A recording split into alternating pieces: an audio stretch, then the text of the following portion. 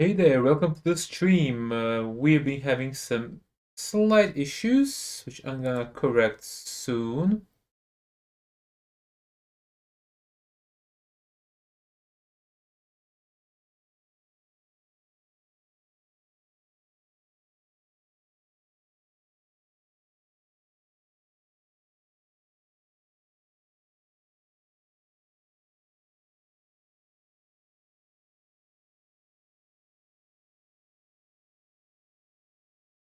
It doesn't let me change the goddamn thumbnail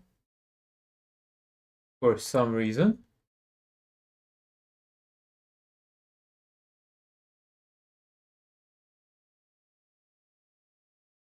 Uh,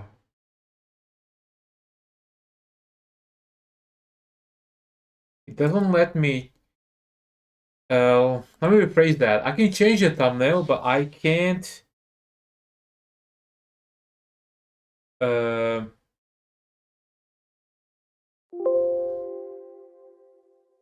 I can't delete it. Very interesting. Let me see if I can. This is so stupid, by the way. Okay, let's see if I have an image that I can use. Oh,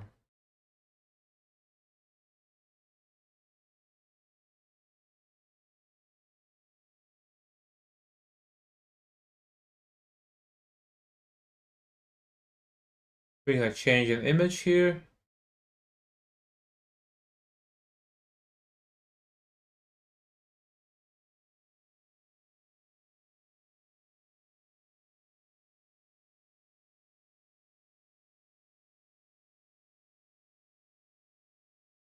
What am I gonna put here? Hmm, hmm.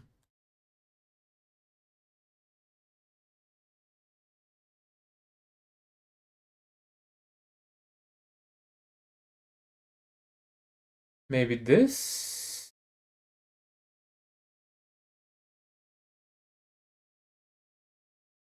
Okay, sure.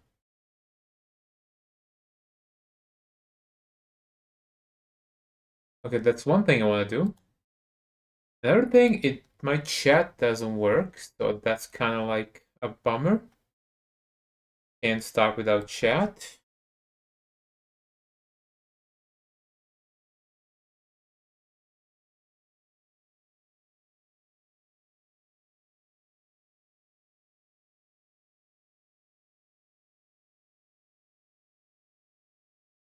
Yeah.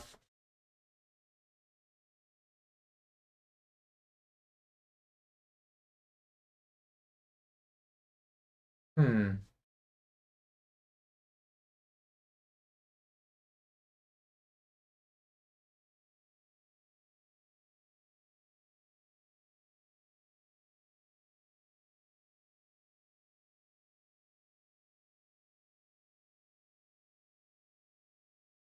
Yeah, this is kind of a train wreck of a stream.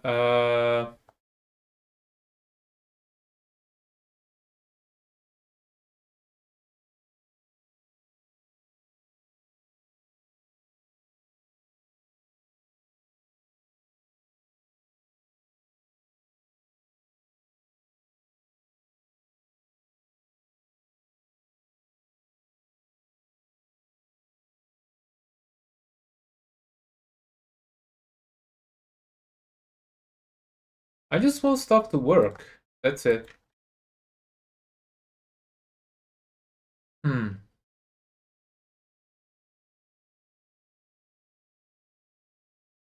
Hmm.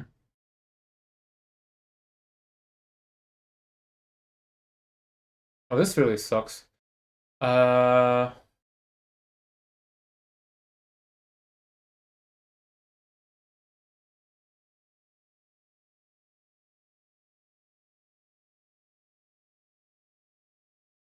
okay.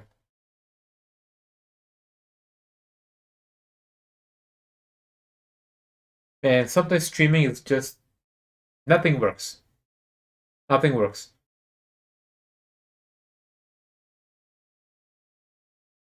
today nothing works. Like, why does this not work?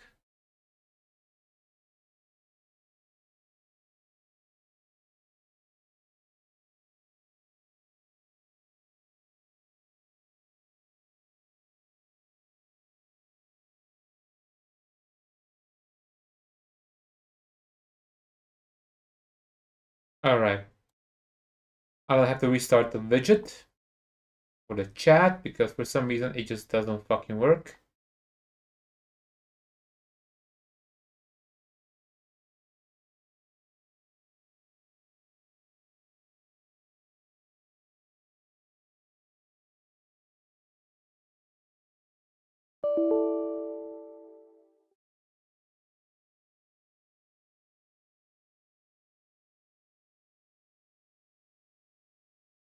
Try again.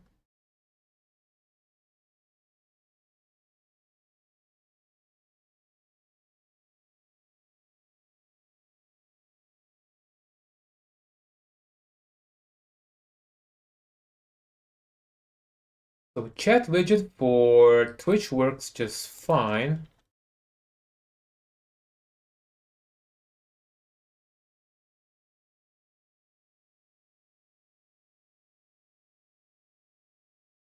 But for YouTube it doesn't work. I don't get it.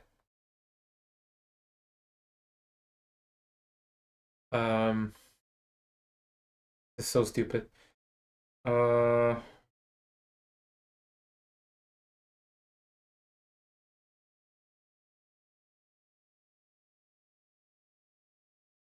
Silly me, expecting things to just work, huh?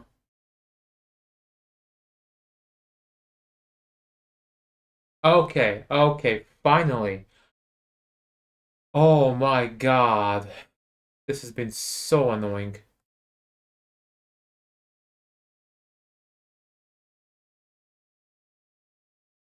Okay, so I'm a little bit late to the party.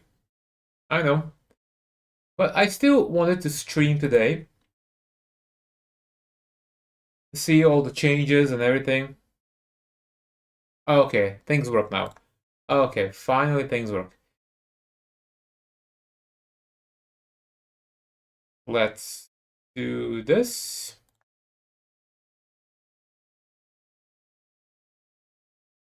Okay. Cool music, but we don't have time for that right now. The first thing you saw is a limited series collaboration between Jackson Guitars and Diablo. Jackson Guitars created a guitar to celebrate the launch of the Lord of Hatred expansion, and we've got one in the studio here with us today. This thing is absolutely badass, and that song you heard performed just now, it's called Celestia. It was written by senior composer Ted Reedy and performed by Cole Rowland. And if any We're also watching on YouTube because I can rewind, I can pause, I can, I'm watching, like, I'm kind of behind. Can recognize where that video was shot. It's actually our original broadcasting room, so a fun little trivia for you. But yeah, this thing is magnificent. And that song, Celestia, is actually from our unreleased Lord of Hatred soundtrack, which you can pre-save on streaming platforms now. We have a jam-packed show for you today, but first things first, we have a Twitch Drops reminder. So you can watch for 30 minutes and get the Decaying Corona staff. And you can watch for 1 hour to get the Double Trouble Sword cosmetic on any eligible channel in the Diablo 4 category on Twitch. We've got an FAQ for you on the DevStream Announce blog, so you can go and check that out. And that runs until 11 a.m. tomorrow, PDT, so you got about an hour to get those Twitch drops. We did release the intro cinematic for the Lord of Hatred expansion. I wonder if people can get Twitch drops by watching this stream. You know us, we're Blizzard, we love our cinematics, and this one does not disappoint. It really tees off the expansion and sets the tone for how this next chapter is going to go in Lord of Hatred. I do want to give a spoiler warning. There are some light spoilers in the cinematic, so steer clear if you want an unblemished experience, but I gotta say that cinematic is gonna give me some nightmares in the best kind of way. All right, let's go. I haven't watched this yet. We've got a jam-packed stream for you today. There's everything you might want to know about the Lord of Hatred expansion that we're going to get into. Hey there, Golden Pretty lengthy video ready to get comfortable. Thank you for following me. I'll check up your Discord later. Welcome to the Diablo Developer Update. With Lord of Hatred nearly upon us, we're here today to share a slate of exciting new updates. Before we dive in, we want to take a moment to thank our community for every piece of feedback, every post, every guide and critique video, and every moment you've spent with us in Sanctuary. We wouldn't be here without you.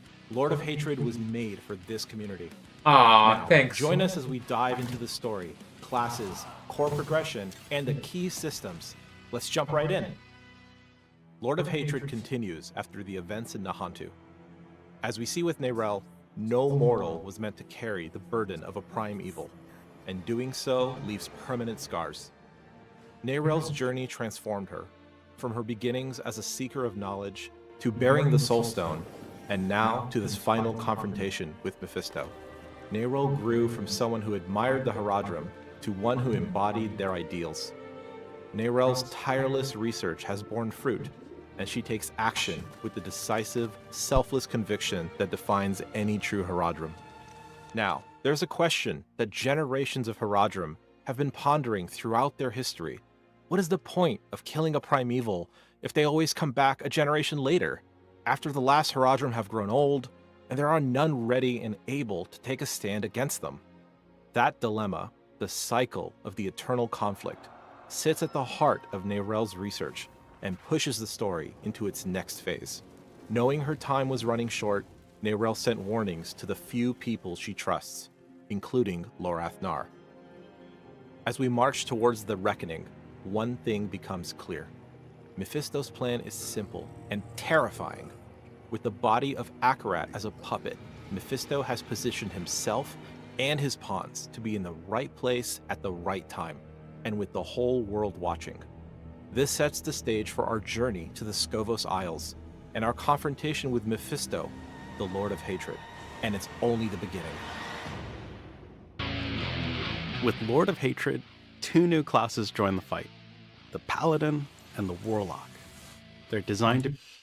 I wonder if we're going to see where Lorath has been in the entire Vessel Hatred campaign. Will they have an explanation for that, you know? Because I would definitely love to know, because Neyrelle is like... be instantly recognizable in both fantasy and moment-to-moment gameplay. New tools, new strengths, and new ways to approach every activity across Sanctuary.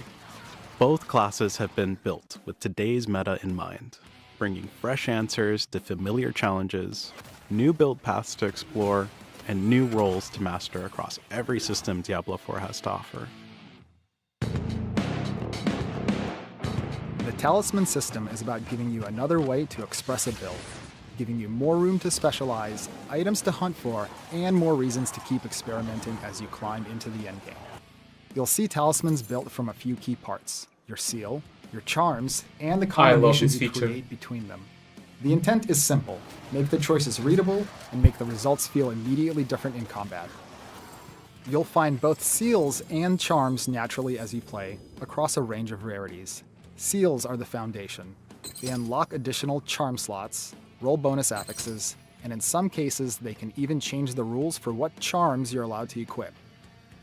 At the top end, unique and set charms are the most powerful. These are the drops that you'll be chasing deep into the endgame. Unique charms pull signature powers from the unique items you know today, so that you can harness that effect without being locked into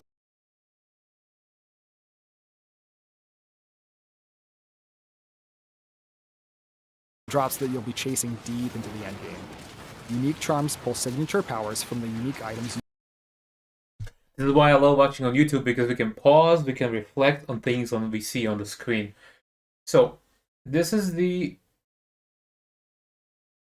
Okay, so what this is, first of all, they reworked Godslayer Crown once again. So, hi Melanie, how's it going? I'm doing well, thank you. How are you doing? So we have a new redesign of Godslayer Crown yet again. Now it's when you attempt to incapacitate as opposed to just crowd control. Although they're kind of one and the same, aren't they?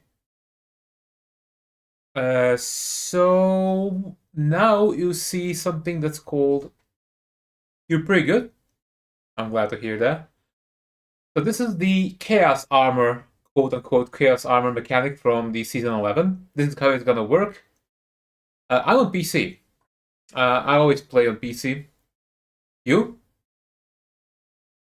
And yeah, basically this is the imprint function. You use Horadric Cube to imprint a unique item into a charm, and then you basically have that effect all the time, which is great. Yeah, PC is the best, for sure. I agree with you 100%.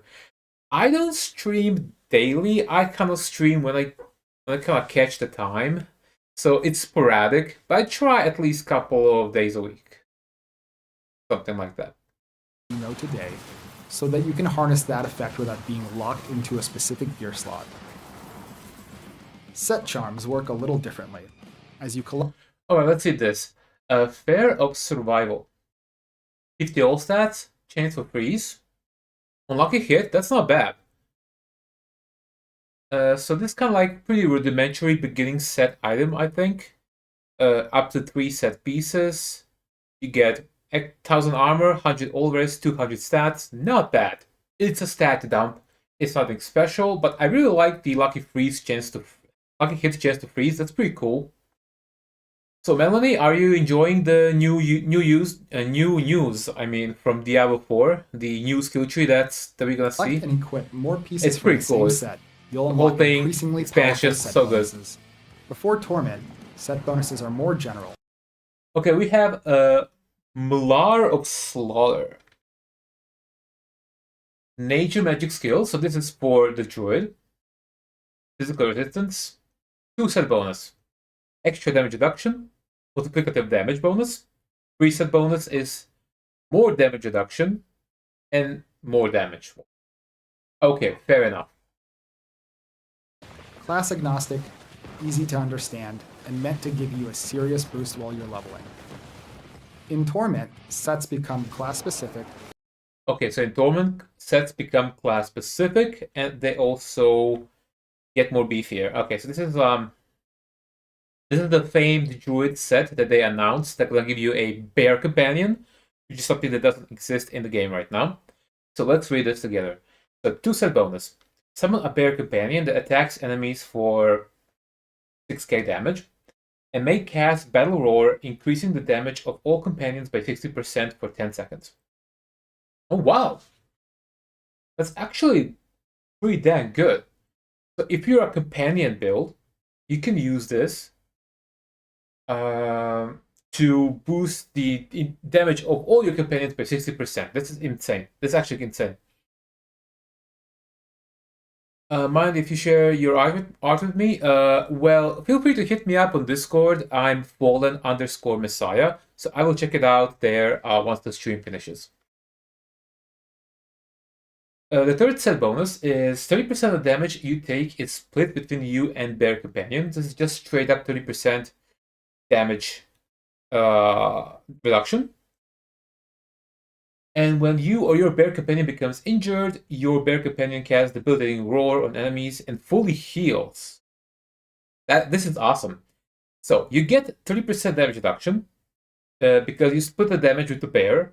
Your bear fully heals whenever it becomes injured. So you basically always have that damage reduction on. And the 5 set bonus is you get additional bear and all other companions of each type. Wow, this is actually insane. I already have a couple of ideas with this. I will test this build for sure. My Discord is fallen_messiah. I think you can find me. I'm kind of busy right now, sorry. Harder to find, and built to deliver a bold fantasy. This is very unlocking good. New archetypes and defining playstyles. The Horadric Cube is a legendary artifact for endgame crafting. Combine rare materials, transmute them into something greater, and unlock powerful bonuses to fine-tune your build. More than a tool, it opens new ways to upgrade gear, experiment with options, and push towards true endgame power. Horadric Cube crafting is deliberate and impactful.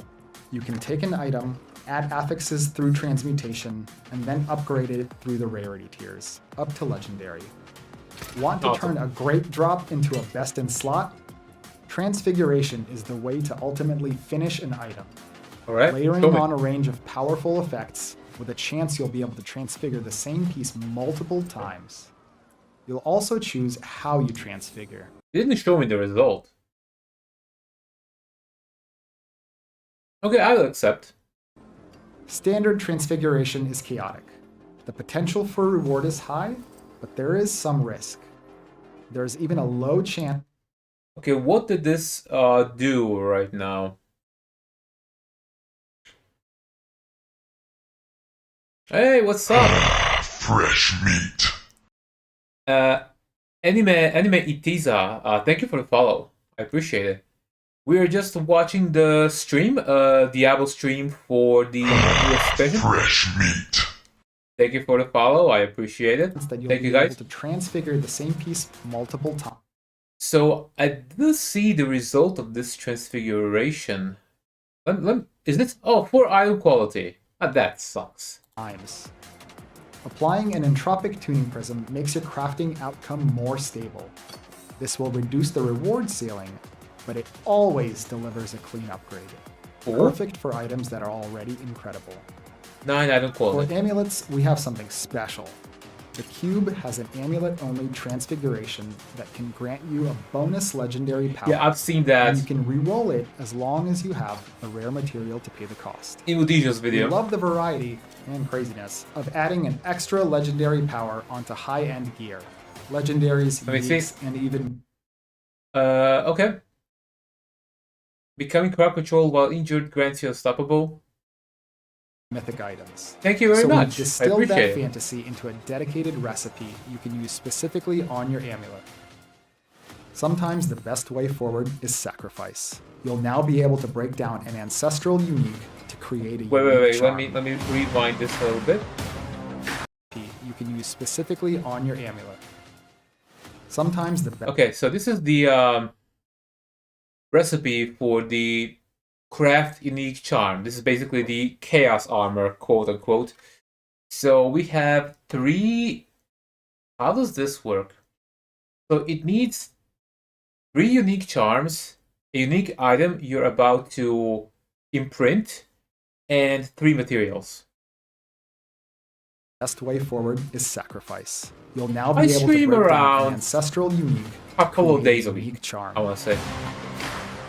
Now this is what we hear. The Skill latest tree skill updates. tree Let's go. updates are here to give you clear, Let's go. meaningful choices as you build, so that experimenting feels Great orb of fire. This is awesome. Okay, so this is a fire upgrade for the frozen orb. Frozen orb becomes a pyromancy skill that deals X burning damage over 2 seconds and explodes for fire damage. Frozen orb will consume 1 stack of power to explode 3 times. That's pretty damn good. rewarding, and the path from idea Ooh, this looks so to fully cool. realized build is easier to plan and Do you more play fun to Diablo iterate 4 as on. well? Itemization is the other half of the equation. With these system-wide updates, your item choices can meaningfully amplify a build, and they're designed to work in concert with everything else.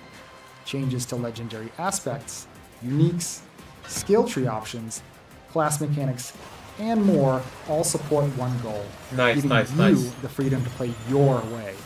Let's look at a few examples. Let's do. Hell yeah. What is better than kicking your enemies away? Okay, hold on. Madness. You dash towards your enemy and deliver a powerful kick that deals X damage and knocks down enemies for 4 seconds. Kick is additionally a mobility skill, so this is an upgrade for kick. Okay. Not bad. How about kicking yourself to your enemies? Kick's Madness variant lets you fly around the battlefield by turning kick into a mobility skill. Barbarians now have a variety of ancient skill variants. Okay. So they are putting Asians in more skills. I like that a lot. I'm gonna print screen this.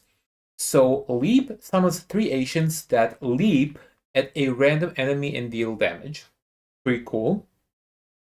Casting Rupture summons 2 Asians that skewer your target for damage and then performing a rip attack for more damage instead of bleeding. Oh, I like this a lot. So you could actually make an Ancient Barbarian, and then you don't have to only use the ultimate. You can summon the Asians, but just by leaping, and you can make a Leap/Ancient hybrid. This is really fun, and I would love to do this. Let's summon a temporary ancient to mimic your attack. Leap into combat with 3 ancients, then finish them off with a trio of ruptures. Druid boys, can now choose let's go. their skills' shapeshift forms.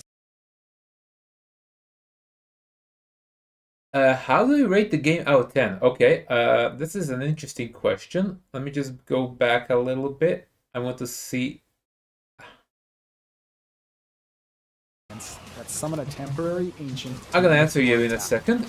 Leap into combat with 3 ancients, then finish them off with a. Actually, so I think Diablo 4 is in a really good state right now, but now that this expansion is coming up in less than a week, it's gonna change everything. So before, I would give Diablo 4 maybe like 7.5 out of 10. But if this turns out to be as awesome as I think it will be, it's gonna be easy 9 out of 10 for me. Trio. Maybe even more. Druids can now choose their skills. Okay. Earth Spike becomes a werewolf skill. That's awesome. Shapeshift forms. Earth Spike's damage is increased by 5%. And each Cool. form comes with powerful bonuses. Earth Spike becomes a Werebear skill. I like that a lot. More variety. And the graphics here, they look awesome. Human form grants more resources. Werewolf form grants more offensive power, while Werebear form improves your survivability. Nice. Trample's variant leaves sundered rock along your path. Okay, Trample Earth. Trample sunders the earth, forming rock pillars along the path and around your target location that deals X damage. Trample is now an earth skill. So I love that they're doing this. So you can mix and match earth's human skills, nature skills, werewolf skills, Werebear skills in many different ways. And you're gonna have a lot more options open Burst at your in general. So that's pretty Trample cool. can now be used as a werewolf, and rather than charging along the ground, you quickly leap to your target. God damn. Druids can now unleash the Fury of the Wild. Okay, let me see this. Fury of the Wild. I've seen this item on Reddit. When you shapeshift into either werewolf or Werebear form, you gain Berserking for 8 seconds. Additionally, Berserking grants 1 stack of ferocity every 1 second while active. So basically, when you shapeshift, you're gonna have 8 stacks of ferocity, and that's just nuts. You're gonna attack and move so fast. Berserking plus ferocity, that's awesome. That is awesome. This unique ring causes your shape-shifting skills to grant Berserking and Ferocity, bringing these Nuts. powerful mechanics from the Barbarian and Spiritborn to the Druid. You can take it a step further. Just 1 second, I have to close down the window. It's getting chilly.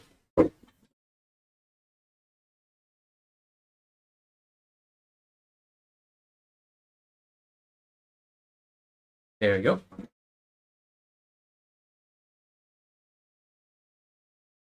Okay. Now this is a lightning strike. Gain one additional lightning strike. Furthermore, each stack of ferocity also grants 1 additional lightning strike, up to a maximum of 4 strikes. This is also very good, and it's obviously meant to be played with the item that we've seen right now. I'm also really glad they're adding class mechanics from other classes, and they're introducing them to, well, other classes. Further by synergizing Fury of the Wilds with the additional strikes up. I'm glad you're enjoying it. Increasing the number of lightning strikes for each ferocity you have. Necromancer, let's go. Necromancers can now customize and upgrade them. Okay, hold on, you're getting too fast there. Necromancer. Okay, let's read about this. So, Skeleton Mage is finally becoming a proper skill. So we're gonna. It's a core skill also. Very interesting. So previously we only had one skill for Necromancers for summon skeletons, and it wasn't even on your skill bar. It was very clanky. now it's finally becoming a proper skill. So it's a core skill, and a minion and a summon, which makes sense. Up to maximum of 4 mages at the bear skill. Modifiers, they will consume all of your essence on cast to raise a more powerful but temporary mage. They deal more damage for each point of essence consumed. Skeletal mages deal increased damage, 1% every second, up to 25%, and they also deal more damage to crowd control enemies. Awesome. Can now customize and Oh, hold on, Jesus, you're going fast.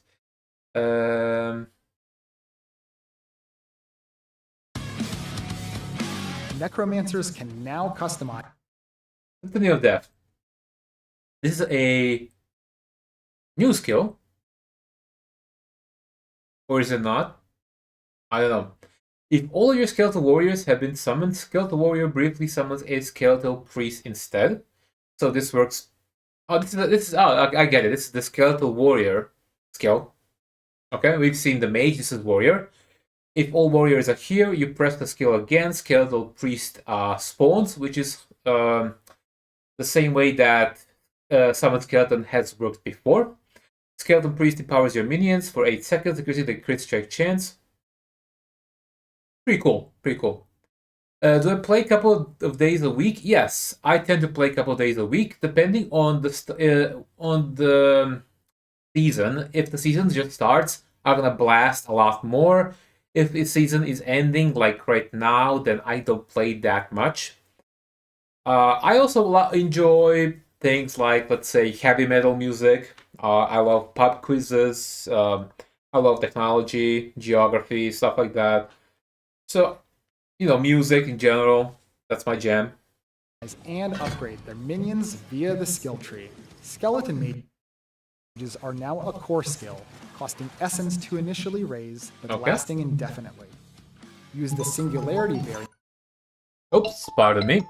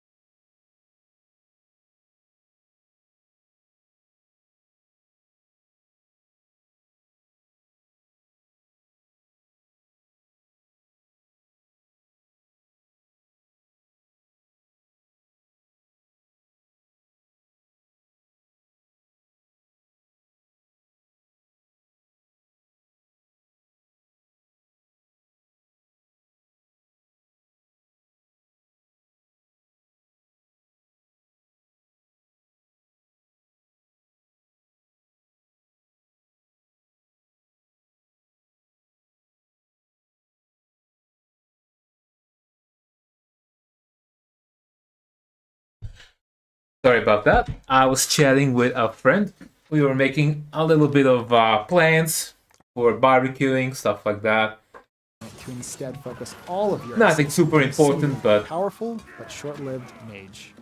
Skeleton warriors are passively raised from nearby corpses, and activating their ability commands them to instantly attack a targeted enemy. The Book of the Dead now also enhances your minions with the powers of bone. hold up. Okay. Reapers. Reapers wield a powerful cleaving sight. Skeleton warrior is also a darkness skill. You deal 15% increased damage, but amount of Reapers you can summon is reduced by 50%. Darkest skill weaken enemies. Oh, I love that a lot. So as I already mentioned, they're introducing class mechanics from other classes. For example, Paladin has weaken. Now everyone that has access to darkness skills can. Well, actually, that's only Necromancer. Yeah. Necromancer can now weaken enemies. That's pretty cool. Blood or darkness, allowing them to interact with a wider variety of legendary and unique Nice. effects, such as Aspect of the Void. Let's go, Paladin. With the Cathan's Righteous Will talisman. Okay, let's read this, guys. This is another Big Mama Jama class set. 2 set. Enemies cower before you, becoming feared and immobilized by 0.5 seconds when they first see you, or when you block them. Lots of feared and immobilized. Okay. 3 set bonus. You reflect stun and knockback effects. What does that mean? Does it mean when someone stuns me, I stun them back? Okay. Your minimum resolve is increased by 2, and maximum resolve is increased by 2, and you gain 10% damage reduction for each resolve you have. That's pretty cool.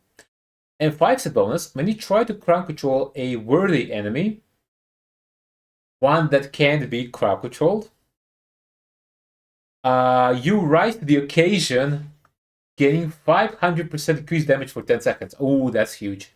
I do have a Discord. It's Fallen_Messiah. So feel free to send me a friend request. I'm gonna confirm it after I finish the stream. So what this does is there's only one kind of worthy enemy, and that's bosses. So instead of every time you try to crowd control bosses, which should be happening pretty much all of the time on almost any build, it's basically a permanent 500% increased damage. I love that. That is huge. It's absolutely huge. Set bonus. Your enemies will cower before you, immediately being feared for a short time when they see you. You also reflect stun and knockback effects at those foolish enough to try to control you.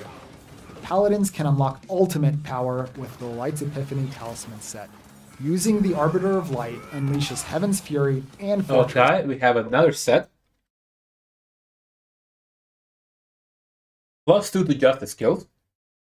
Up to 4% chance to daze for 2 seconds. Yep. That's pretty cool. And we have 2 set bonus. Disciple skills reduce the cooldown of Arbiter of Justice by 0.1 seconds when they deal damage, or by 0.5 seconds if they have a cooldown. That's pretty cool. 3 set. While in Arbiter, gain 3% increased max life and 10% increased movement speed. 5 set bonus. When you cast Arbiter of Justice, unleash all ultimates, triggering Heaven's Fury and Fortress, and replacing Arbiter of Justice with Zenith for 10 seconds. Interesting. Okay. That's weird, but interesting. Gain 500% increased damage with Disciple skills for the duration. Oh, I get it. Of Arbiter of Justice. All ultimates are also Disciple skills. Okay, okay. This is a ultimate mashing, spamming kind of a set. Pretty cool. And allows you to cast Zenith for a short time. Dance of Knives is now a core skill, costing energy per second to channel. If you aren't a fan of knives... Dance of Knives is a core skill. Fair. Dance of Knives now drops grenades instead of knives. Pretty cool. Like it. If you want something with a bit more bang, try the Grenade Jumper variant to throw a constant stream of explosive grenades instead. Rogues also have new ways to manipulate the shadows. The Penetrating Shot variant Shadow Pen Shot now summons 2 shades that also fire at your targets, each dealing more damage. I like that. So these shades are kind of like mini shadow clones or something. Shot spawns shades to mimic your attack, and Shadow Clone's Sentry variant places... A Shadow Clone becomes a marksman skill and now summons a stationary shadow that fires 3 piercing arrows every second. Each arrow deals damage. Shadow Clone gains 2 charges and its cooldown is reduced by 20 seconds. You may have up to 3 Shadow Clones active at each time. Pretty cool. Stationary Shadow Clones to constantly fire upon your enemies. As the masters of fire, cold, and lightning, the sorceress weaves these elements together in their new skill variants. Charged Bolt's Burn Through variant. Charge Bolt is a fire skill. What? Haha, that's cool. Charge Bolt becomes a pyromancy skill, deals fire damage, and costs 30 mana. Each bolt no longer pierces and instead releases 2 to 3 explosions on impact, dealing additional damage. Pretty cool. It causes the bolts to release globs of fire on impact, rather than piercing through enemies. This variant excels in up-close and personal combat. I like this. It was pretty fun. Enemies. Familiar is the only skill in the game with 4 variants. The first 3 allow you to choose which Okay. 4 variants. Element you're familiar. Yeah, of course. It's Fallen _ Messiah. So lightning increases your minimum ferocity. Okay, we have ferocity on Sork as well.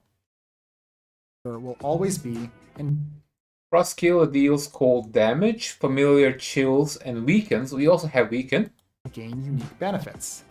If you want all 3 elements, Familiar becomes a pyromancy, shock, and frost skill that summons a stationary prismatic familiar. What? Casting skills will cause prismatic familiar to apply frostbite, sparkling, or burning damage based on the element cast. Interesting. the prismatic familiar option is for you, causing each of your spellcasts to trigger an explosion of the matching element from your familiar. Huh. Okay. Crackling Earth converts Concussive Stomp to an... Okay. Concussive Stomp becomes an eagle skill, dealing lightning damage and has 7-second cooldown. Concussive Stomp electrifies the ground, sparking enemies over 2 seconds and causing them to drop a Storm Feather. Okay, pretty cool.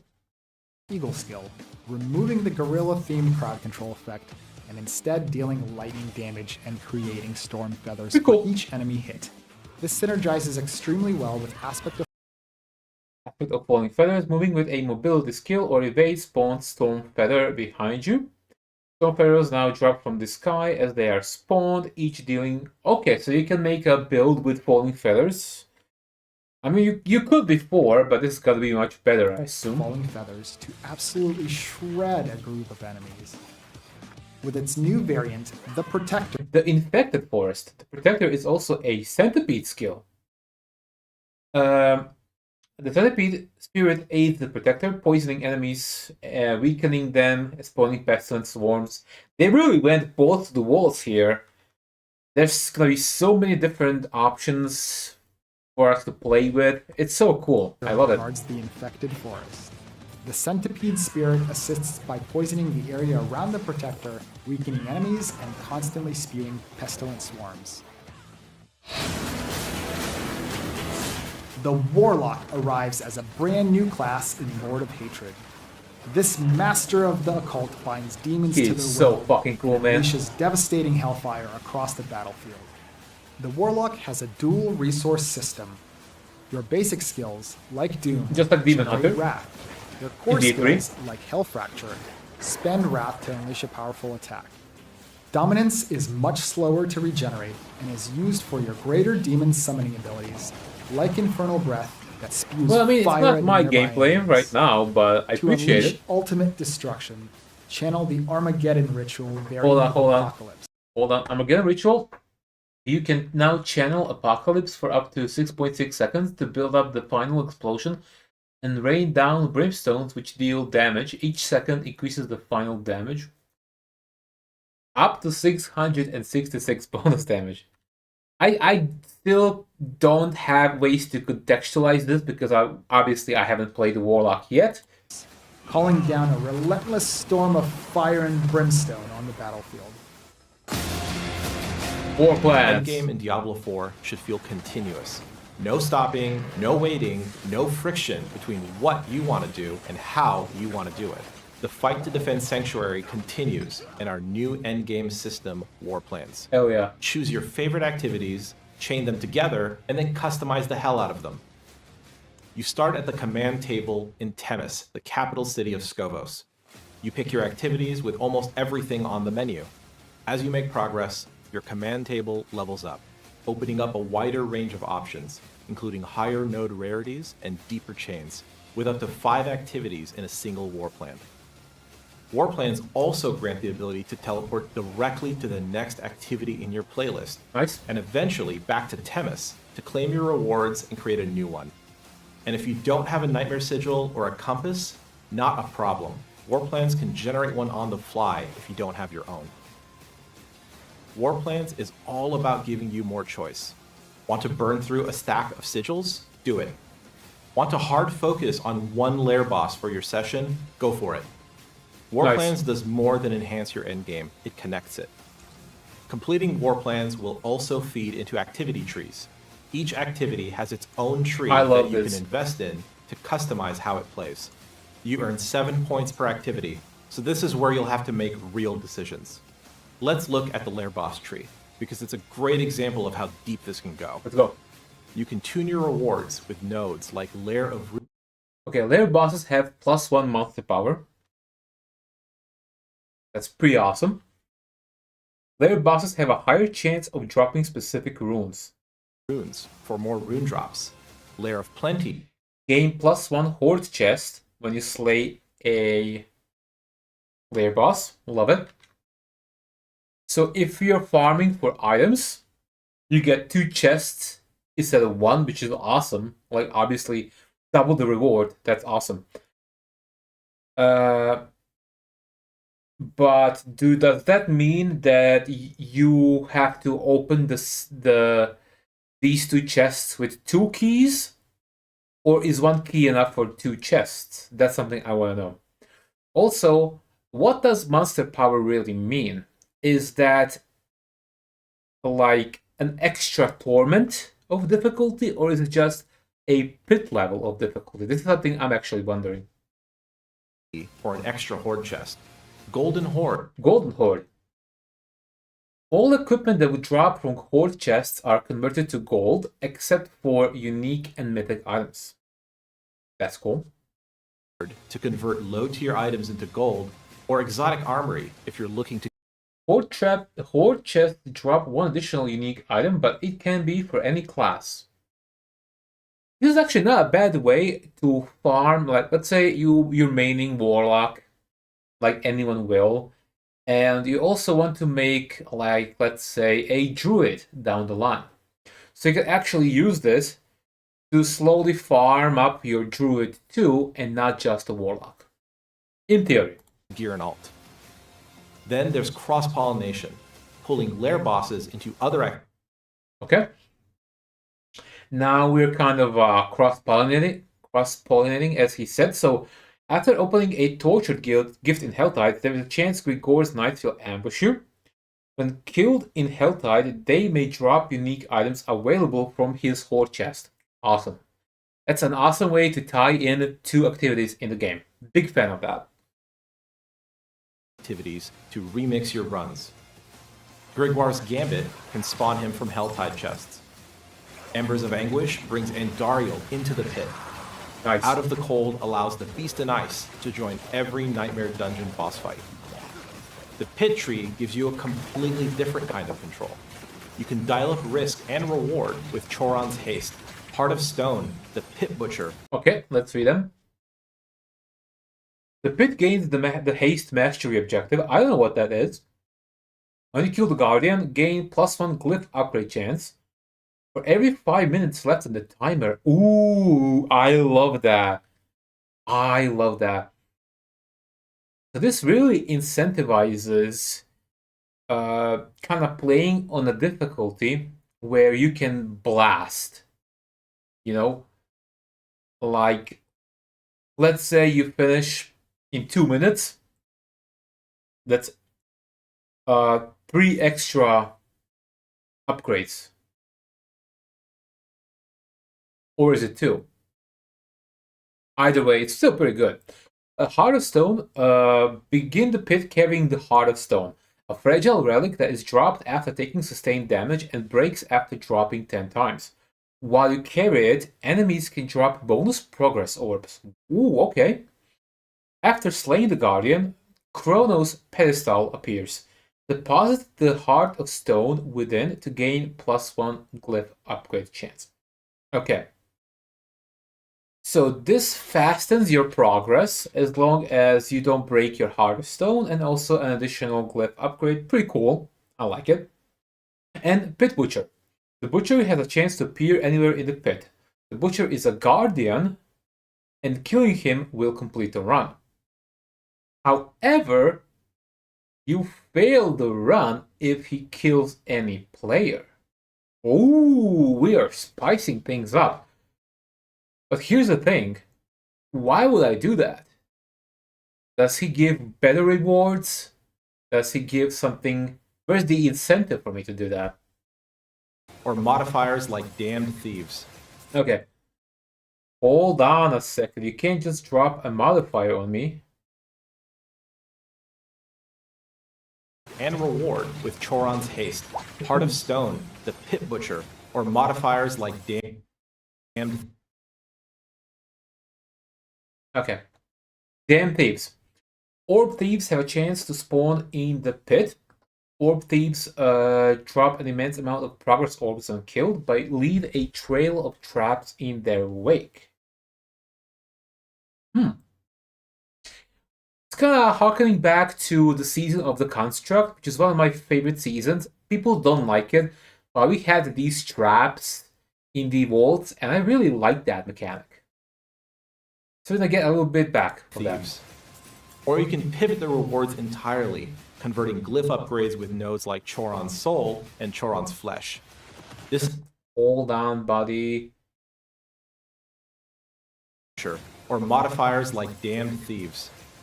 Or you can pivot the rewards entirely, converting glyph upgrades with nodes like Choron's Soul and Choron's. Okay, let's read this. Choron's Soul now spawns with the awakened glyph stone. What the fuck is that? Choron's Soul will drop 1 progress orb per glyph upgrade chance offered. Oh, I think I get it. I get it. So if you juiced up with the previous stuff and you have more glyph chances, you're gonna get more progress orbs. Cool. Choron's Flesh now spawns with the awakened glyph stone. Choron's Flesh will allow you to get valuable equipment by consuming one of your glyph upgrade chances. Interesting. We're gonna have to see how this works. Flesh. This is just the tip of the iceberg. There are 100 different modifiers spread across the activities in the game. With War Plans, you get to define your own endgame. Fishing. Fishing is designed as a laid-back collection activity, a chance to slow down and unwind between battles. You'll unlock it early after arriving in Skovos. A short questline will introduce you to the basics, and it'll teach you more about the wide variety of fish with different rarities and multiple modifiers to chase. Fishing is more fun with friends. You can trade any fish you find, no matter how weird, bloody, or celestial they might be, to help your fellow wanderers finish their collections. As for where you can fish, almost anywhere there are fish, and maybe even a few places that might surprise you. So take a deep breath, enjoy the calm you've earned, and appreciate a quieter moment in Sanctuary. But who knows what else lurks beneath the wine dark sea? When Lord of Hatred is released, we'll also be making major updates across both seasonal and eternal realms. Nice. Permanent updates across realms will include the major skill tree improvements we've discussed, alongside a level cap increase to 70, extending torment tiers, a loot filter, map overlay, Awesome. pathfinding, plus a Hold pit on, I want to overhaul see the map overlay. Hold on, I haven't seen that yet. updates across both seasonal and eternal realms. Permanent updates across realms will include the major skill tree improvements we've discussed, alongside a level cap increase to 70, extending torment tiers, a loot filter, map. Okay. This looks awesome. They really did a good job on this overlay. I'm gonna screenshot this as well. This is something that a lot of people have wanted for a long time, because what happens now is you're forced to watch this minimap, and you tend to spend more time watching the minimap than you actually watch the actual dungeon that you're in. So this is gonna be pretty cool. I might actually even use the overlay for the future. We'll see. We'll see. It does take away a little bit of visual clarity, but other than that, I like it. Have I thought about customizing my stream? Well, at the moment, not really. Mostly because my stream is still just very small. But down the line, like, yeah, of course. I have plans for custom emotes, stuff like that. But not right now at the moment. Map overlay, pathfinding, plus Pathfinding. a pit overhaul Cool. and itemization updates. For Awesome. players on the seasonal realm, there will be character resets, a Oh wait, there's a specific season. plus a pit overhaul and itemization updates. Okay. For Season of Reckoning. I didn't know we're gonna have a name of the season. Okay. players on the seasonal realm, there will be character resets, Character resets. Wait, what does that mean? a refresh to season rank challenges with new rewards, and updates okay. to the tower and leaderboard beta, I get what he's saying. all falling within the Season of Reckoning. This season brings 2 additional season ranks, Ooh, okay. Damn. unlocking over a Hold on. More ranks. More rewards.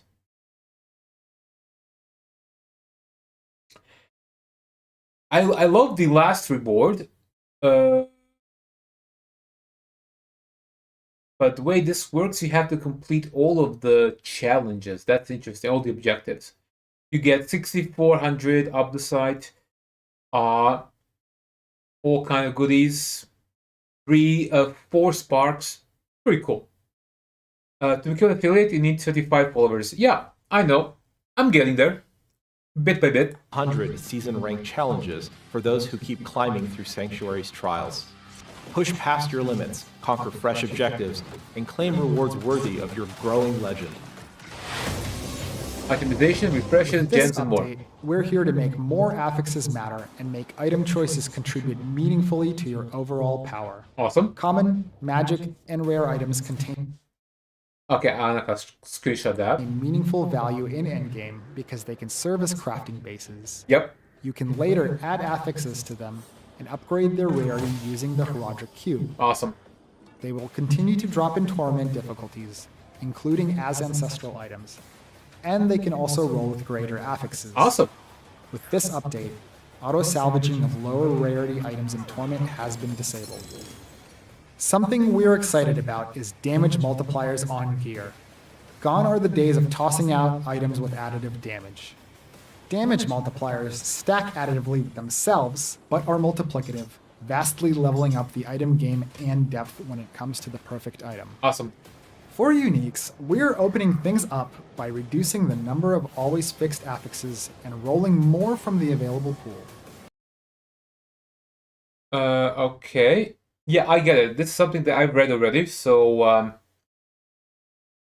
basically, we are going to have completely randomized affixes on uniques.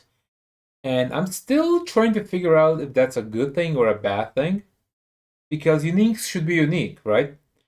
But at the same time, I kind of like it because, like, currently, if you're farming for a unique item, like, unless it has a GA exactly where you want it, you're going to discard every other version of this item, and you don't care about the other stats at all. You got a small community on Discord, around 80 people. Oh wow! Well, I'll definitely check out your Discord once I finish the stream. Thank you. So this is actually gonna make these choices matter, and you can get crazy combos. I kind of like it. I actually like it. Giving you room to chase truly optimized combinations for your build. Tempered affixes went through an overhaul. Okay. Unique and mythic items can now be tempered. Unique mythic items can now be tempered. What was this? Aspects, tempering recipes. Okay. So we have tempering recipes in the Codex of Power. That's a good change. 200 legendary aspects have been refreshed with design updates. Let me see.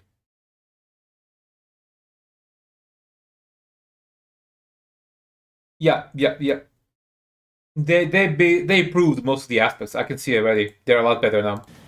Gems are getting a major upgrade. Oh, these are the finals gems. There's an extra tier of gems now. I will screenshot this. They look super cool. Effects are significantly stronger, and we're including new gem tiers. Nice. We've heard your feedback on stackable items, and we've increased the stacking size to 1,000 yes. to help with inventory. Fuck yes. I wanted this for a long time. Finally, 1,000 instead of 100. This is going to be so good. You guys have no idea. I am so happy with this. Finally.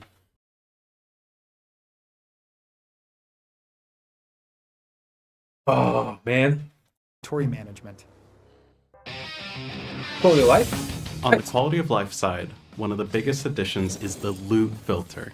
This is a power user feature the community has been asking for a long time. Yep. You can export and import filters, hide item text, hide ground effects, hide both, or recolor text to make the drops that matter. But see, here's my question now. Like, they're making all items useful across the board. So what am I gonna filter out? Because previously I would filter out yellows and blues, but now they're useful. Previously I would filter out uniques, but now they have different properties. I guess we'll see. How many hours do I usually stream? I usually stream anywhere between 4 to 7 hours. So I'm definitely going through this entire stream that Blizzard has. And then I'm also pausing, doing commentaries. So I think I'm going to stream for the next 2 hours, probably. Instantly stand out. Hunting for the perfect 4 out of 4 base, you can call out the affixes you care about and set a minimum number required. Awesome. So those upgrade-ready items pop while the noise fades away. Awesome. Loot filters will also support newly introduced systems such as the Talisman. The map overlay is here, and it completely changes how combat and moment-to-moment flow feels in Diablo 4. When the overlay is up, the minimap gets out of the way to broaden your view of the game space, and you've got quick controls to tune it on the fly. Keybinds for opacity, keybinds for zoom, and options to adjust the coloration of the overlay to match your preference. I love it. For those looking to continue with a smooth flow, you can enable pathfinding, Goddamn. which draws your route through Sanctuary directly to your destination. You'll no longer need to stare at your minimap to make sure you're headed the right way. The level cap has increased, expanding the ceiling for long-term progression. Torment tiers are being refined as well to support a consistent feel as you progress further. And to match, the rewards track better with the risk you're taking. We've made important improvements to layer bosses, focused on clarity, choice, and cleaner. Awesome, awesome. One layer key. I think it's now one layer key for all bosses, and I can't tell you how good that is. Loot chasing. Every layer boss now has its own dedicated pool of unique items. Yep. Layer bosses now share a single key, and all greater layer bosses share another, reducing friction and inventory space. Awesome. Bartok and Astaroth are now in the layer boss system. Ooh. And the Butcher is now a greater layer boss in both Seasonal and Eternal Realms. Awesome. Lord Zir is now only one click away on the world map. Thank fuck. The double click has been so annoying. We've made updates to runes to reduce friction and make progression smoother. Yes, please. The result is a more streamlined system and an indirect buff to farming the specific runes you care about. Yes. The rune pool has been updated and we've removed underutilized runes. Awesome. All remaining runes now fit cleanly into the Socketable's inventory. Okay, while this is good, that all the runes now fit in the inventory, finally. I actually wanted more choices, more conditions, instead of less. So, we're gonna see how good the new runes are. Runes have also been heavily integrated into our Heraldric Cube crafting system. Thank you.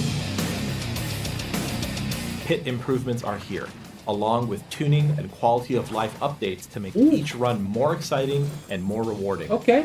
Some of the improvements you've seen in the tower are coming to the pit, and we've also removed a few legacy systems along the way. The pit has grown, literally. Every run now spans 5 full floors, clearly. Oh my god, this is so good. Guys, I've been begging for this since the start of this fucking game. Why did the pit have 2 tiers?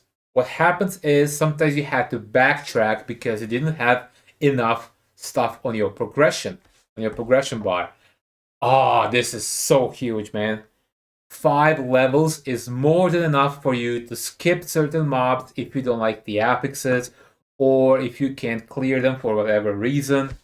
Awesome. Marked by pit depth, so you always know how deep you've gone and how close you are to the finish. Floor generation has been rebuilt from the ground up for smoother flow, less frustrating dead ends, and a more consistent rhythm that keeps you moving forward. Nice. Nearly every environment in the game can now appear in the pit, pulling from both expansions. Yep. Yes, that's my Discord. Another thing that I was begging Blizzard to do is we have so many different varieties of dungeons, of set tiles, of maps in D4. Only a fraction of those has been used in actual pits. Now we're going to have a lot more variety. I can't wait to play them. And this is, I think, Skobos. It looks beautiful. And past seasons. And there are rare floors where you'll stumble onto brand new layout mashups found nowhere else. Nice. To keep the focus on action, we've also removed death and resurrection penalties, along with boss shadow attacks. Spawning in the pit has been tuned to feel fair, deadly, and exciting. Awesome. Shrines now use a flat spawn chance, giving each run a more consistent baseline, while still allowing for the occasional lucky spike. Almost every variant of every monster family can now appear, including very rare and special populations. Progress now scales with real danger, meaning tougher enemies push the bar faster. And yes, treasure goblins can now invade the pit, alone or with all their friends, with Nice. bosses, goblins, and treasure chests all capable of dropping loot. Pit mastery objectives are now fully formalized, with the tracker clearly showing both party and personal progress. Boss encounters waste no time. Bosses now ambush your party by spawning directly on top of you, and without clearing existing enemies. Thank you. Thank you.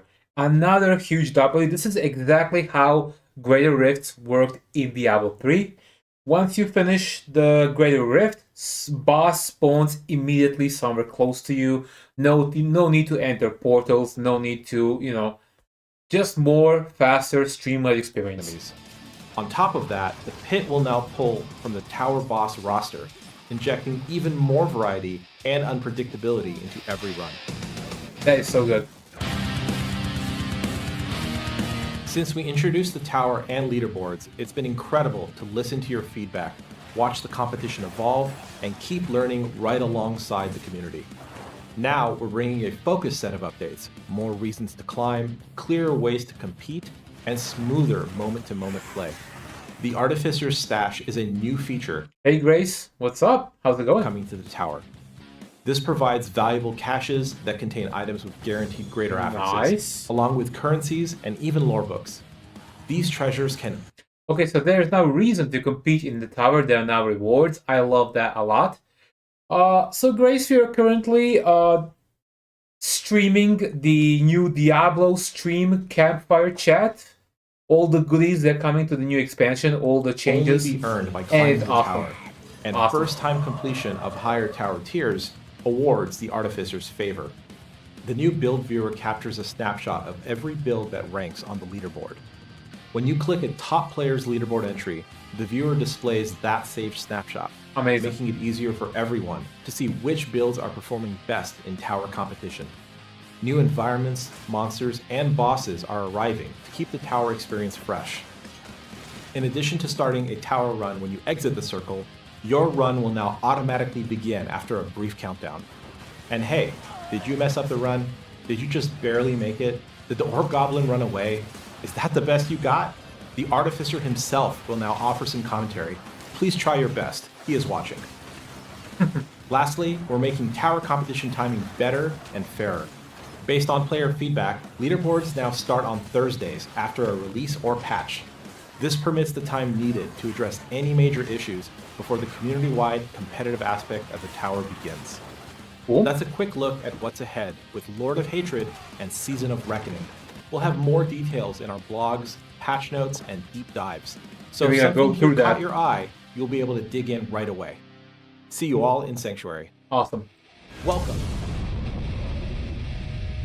Whew. Okay, that is a lot to chew on. As Zavin mentioned at the end of that video, we will have our official blog launching after the stream, so you can go and check that out if there's extra details you want to chew on. But additionally, we will have Q&A towards the end of the stream, so if you have any questions that weren't answered in that overview video, feel free to drop them in chat. We'll grab those and answer those close to the end of the stream. But who better to get into everything with me than a very familiar cast crew? We've got Colin, Zavin, and Art back on the stream. Welcome, fellas. Hey, yeah, great to be back. Great to have you guys here. So I know we did go through everything coming with Lord of Hatred in that overview. We do also have Season of Reckoning launching at the same time as the expansion. And I know this is going to be a little bit different of a season because it is coming out in tandem with the expansion. What can players kind of expect to see for Season of Reckoning? Yeah, so kind of as we covered, there's a huge slew of automation updates. Skill trees have been revamped for every single class. There's just a ton there. In addition to that, season rank has actually expanded. There's more of it. It's over 100 different objectives to conquer, and eventually Tower will be turning on, as we said. But yeah, this will be kind of a special season to keep focus on the expansion. And the idea is future seasons will return more to the regular stuff that we're used to. And you'll still be able to play the campaign and all that good stuff, both in Seasons and Eternal, Yeah. whatever tickles your fancy. Mm-hmm. And I love too for Season of Reckoning because so much of it relies on seasonal rank. There's so much that you get to passively do just as you're playing the game, right? So it's not as though you have to. It silos you to a totally different content piece. You get to chip away on it just as you're playing through the expansion and everything else. So Yeah, there's super fun. also a lot of goodies packed in there. A ton. Yeah, a lot of rewards spread throughout. Yeah, gotta love some rewards. But of course, I do really want to know from you guys, with the expansion coming out soon, with so much launching, what are you all most excited for players to get their hands on for the Lord of Hatred expansion? Yeah, I would say something that exists in the game. I would say probably the skill trees. I think we've talked to death about it, but really it's hard to sort of understate or overstate I should say how transformative it is to actually play with it. Like, it's actually hard for us to play on live right now just because there's so many more builds. Art mentioned in the video that we touched like over 200 aspects. We've also added just a ridiculous amount of uniques to the game. We've ensured that like literally every skill in the game has a unique that can talk to it and interface with it. Awesome. It all works with the variants and the sort of upgrades in the skill tree. And I just can't wait to see kind of all the crazy things that players cook up. Like, a huge goal was to like blow out the number of builds in the game. Like, if you love build crafting, or if you love making your own sort of zero to hero journey with tons of weird odds and ends in your build, like, this is the expansion for you, and I just can't wait to see what happens. Yeah, I mean, across the video and even in the blog that's going to recap a lot of what we talk about here, there's only so much we can do to kind of describe how all these changes are going to be. You really are just going to have to jump in game and experience it for yourself, because all of us play Diablo so differently. And I think I saw in chat as that came up, Skydragon said, "Inject that into my veins." So I think that kind of puts it pretty well. So pretty pumped about those changes. But yeah, that's awesome. How about you, Zavin? Warplanes, hands down. I'm so excited. We've never really had something like this to just so deeply modify all of our endgame activities. It really is, when we say like you get to make your own endgame, we really mean it. We have 100 nodes across all the activities in the game. Some of them actually cross-pollinate, so you can make choices in one tree that modify another one. So there's just a bunch of variety for players to kind of chew on, sink their teeth into. I can't wait. It's such a different way to think about what you do in your moment-to-moment in the end game. And there hasn't been anything like it since. So. That's awesome. Yeah, I think much like the skill tree, it's fun to tinker and craft all these things, and then it's even more fun to send it out into the wild to see what crazy combinations people come up with. Yeah, and then it's especially in tandem with all the skill tree stuff we're doing, right? You get to change kind of how you do the end game and also what your end game is. You get to control kind of both halves of this now. That's rad. That's rad. How about you, Ern? Yeah, I'm definitely excited to see what kind of builds people cook up that we've never even thought of, right? So, for me, definitely excited to have people try all the new systems. Skill tree. There's a talisman. There's the cube. We've kind of redone everything, updated everything. But really, what excites me most is just kind of players experiencing all of this together, like holistically in concert for the full, like for a brand new Diablo experience, really. Yeah, and it's something that we actually do point out in the blog that I think is really exciting too, that we touched on a little bit in the video, is like there is so much that's changed the game regardless of whether or not you own the expansion. So if you're just coming back to glad you enjoyed the stream over the weekend and you just want to get it back into it for a little bit, so much of the game does feel different. And if you're playing on Eternal, if you're not playing in the expansion, so much has changed for anyone who plays Diablo. So like you said, all players get to experience it at the same time. So it's a lot of really cool changes. Yeah, I actually saw a comment where I was watching the Warlock video, and they're like, "Oh, whoever like designed and worked on the Warlock." By the way, I wanted to ask, is the audio okay? And Paladin, like the team that did that, should do that to the rest of the classes, and it's like, well, you're in luck because absolutely the same team has killed it and updated every single class, so you don't even need the Warlock or Paladin to experience sort of this new, I would say, generation of class, which is super cool. That's unreal. That's awesome. Excellent. Okay, so I know we've got some questions that we've gathered in Twitch chat. We're actually going to kick it over to Q&A now and answer some of your questions that you've been dropping in. So first things first, we've got a question here. We've seen a lot of reactions and feedback on inventory. Can you guys speak a little bit on some of the things we've seen? Yeah, so I think some of this has been in reaction to some of the reviews and stuff that have been coming out. And for what it's worth, anyone who knows Marak, our favorite dancing Fallen, he was kind of available in those things, and so we had a lot of people loading up on stuff. Generally speaking, we've made a lot of changes to the game, which actually I'll let these guys kind of chip in and give some answers to. But starting with, we actually have, if you buy Lord of Hatred, you get a stash tab. So inventory pressure has been something we've been thinking about how to relieve, and that's one way to do it, but there's a bunch of other stuff we want to do it. So if there's something you want to talk about. Yeah, I mean, I'll say like one of the changes that we made was essentially to reduce and remove incense and elixirs, because it felt like it was one of those like really annoying uptime games that just wasn't super fun. Okay, that's interesting. And I actually agree with this. It's always been something that like I didn't mind, but it's really annoying if you like they just drop, and then suddenly you realize, oh shit, I died. And why did I die? Because I didn't have soothing spices, I didn't have Redamin Buzz, I didn't have all kinds of stuff. Fun in the end game to compensate.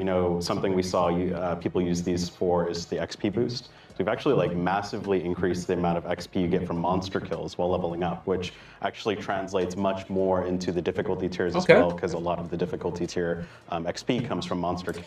People did use it for more armor, resistances, and life as well. So, and primary stat too, but there's gonna be a lot more sources of damage in LOH. So we've massively increased the amount of XP for monster kills. You don't have to go and do quests now to necessarily get the max level quickly, which is awesome. Art, I know we've also done a ton of stuff on the lair bosses. Yeah, definitely. I think across all kind of inventory tabs, lowering inventory pressure was really, really important. So you saw in the video, like everything that's stackable stacks to 1,000 now. We've removed runes, so they all fit in your inventory. We've consolidated a bunch of other things like layer boss keys. Something else that we've done with the Haraja Cube is just give an outflow for a lot of items that you may pick up that are like, once you get into the end game, oh, it's not really worth my time using blue and yellow tributes. I'm like, okay, cool, you can take those, you can combine those up into higher rarity tributes. And we've done this across a bunch of things, so it should be generally much easier to keep everything in your bags and not have it overflow into your stash. Yeah, and to re-clarify the infamous screenshot that we've all been looking at with like several thousand stacks, it's Marak and like, PTR boost, you could go do that today and take a screenshot and it'd look terrible, but that's what it was.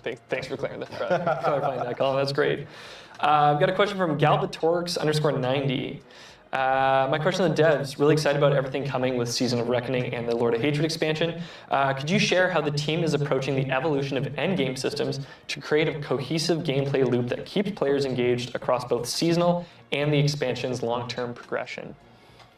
I think I can take a stab, and we can probably all take a stab. Yeah. We'll try and keep it short, because we could probably talk about that for like an hour. Of course. I think like really Lord of Hatred is the ultimate, I would say, build crafting and power fantasy. It starts with the skill tree. We've updated a ton of the foundations of all the classes. We've even updated a bunch of keywords and mechanics. You'll get to experience that when you play the game, and we're very excited about that. So we've updated the foundation, we've reworked a lot of the itemization and updated it and upgraded it. So like if there's things you like about it today, we've massively improved it. And then the power fantasy side, what is a better power fantasy than being able to influence the world around you beyond just your character? And that's what War Plans represents. That's what the meta progression trees represents. So it's really about giving you a lot of control and giving you a lot of things to tinker with. Our hope is that you only see like a fraction of this every season that you play. I would be shocked if you're able to play every single class, every single build, every single War Plans permutation. So I'm rambling, but I'll toss it over to these guys. I'll throw out there that one of the things that helps kind of the end game feel really good is making sure there isn't a bunch of bloat. And the game's in its has a couple years on it right now. Just making sure that we go through and are diligent about like, hey, is that serving a purpose in the game still?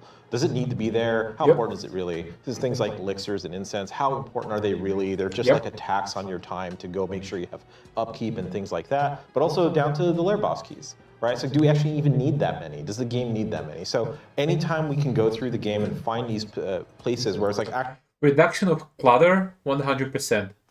I love that philosophy. Actually removing something, streamlining something helps make everything better, right? It uplifts everything else because now you don't have to waste your time thinking about these other concepts. So that helps everything be more connective, right? Because they're not having to kind of connect to a dead part of the game that doesn't really matter. Like elixirs, again, is a really good example of what was it really doing for you other than an XP boost? Okay, fine, here. Monsters just give you better XP, now you don't have to do elixirs, right? Yeah, I like that. It's like eliminating all the chores. And I think, one of the great ways that's baked into War Plans too that you've mentioned before is how, like, if you don't have a key for a particular activity that you're getting into, it just makes one for you. It's not like, oh, you don't have to go into the world to get a lair boss key that you need. The game is just like, no, you got it. You're good. You can just and then also, if you find a key you do like and you want to run, you can just run that instead. Yeah. So it's kind of the best of both worlds. Yeah. Absolutely. The one thing I'll add, and I'll try to keep it brief, is that one of our goals was that we really want the game to feel like it's broadening and expanding as you progress. And we've done that with the skill tree, with itemization, with War Plans, with the cube. And really, I think, kind of speaking back to Colin's comment about there's so many different things and so many permutations that you realistically won't be able to see them in one season. I think that kind of helps that feeling of the end game being fresh season over season. Yeah, I'll add one more thing to Sure. that too, and you'll see some of the seasonal mechanics that players have really loved and enjoyed baked into war plans. So this is something. That is true. From what I've seen from the war plans, they've tried really hard to add seasonal mechanics from previous seasons, and I think that's awesome. That's a good way to take all the things that already has been proven to work and that the fans liked and put them into the game in a way that it makes sense. So I always appreciate that. I think from the examples that I've seen so far, something like Belial's incursion events, I think that's gonna be in the war plan. Chaos Rifts gonna be in the war plan, and I'm sure there's a bunch more as well. As a system, we hope to sort of improve and expand over time. As we do new seasons, we have this really cool system where we can inject fan favorites back into the game, if we think that it's going to make a better and more fun experience. So we think it's going to give us a lot of tools and the players a lot of fun things to fuck around with. So, Yeah. And I would add, that is true about all the systems that we've been talking about. The cube, the talisman, all these things are primed for that kind of treatment in the future. Yeah, that's rad, because I feel like every season, whenever it wraps up, we always say like, hey, will this come back? It's like, well, we might find an interesting way to bring it back, and this is a huge way where a lot of those systems are going to be coming back in a really fun and cool way. Absolutely. Hell yeah. Nice. I've got a question from Mippy, one of our Diablo partners. Zavin, I know you kind of mentioned this. Will the tower go live with the start of the expansion, or will the beta go live at a later time?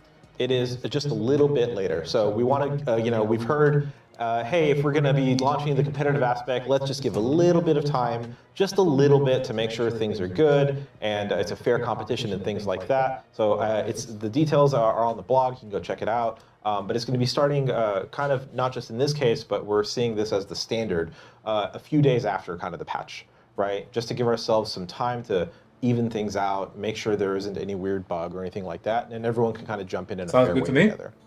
Yeah, it's nice. Eliminate all the bugaboos right off the jump and then then get right into it. Love it.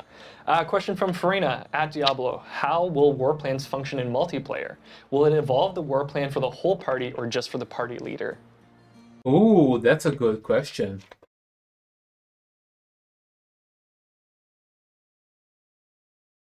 Yep. Yeah, I can take this. Yeah, one. go ahead. So right now the war plans are per player, but what we do is if you and I are playing, or if we're playing as a party, everybody gets essentially like a chunk of the reward, baseline reward. So if Zavin and I are playing and we do a Nightmare Dungeon, Zavin has a Nightmare Dungeon node, I will get essentially a reward cache and reputation or meta progression, we should say, for the Nightmare Dungeon skill tree. So it ensures that, like, when you're playing as a party, it's I didn't quite get this, but still okay. efficient, even though the boards aren't always synced. Nice. Sweet.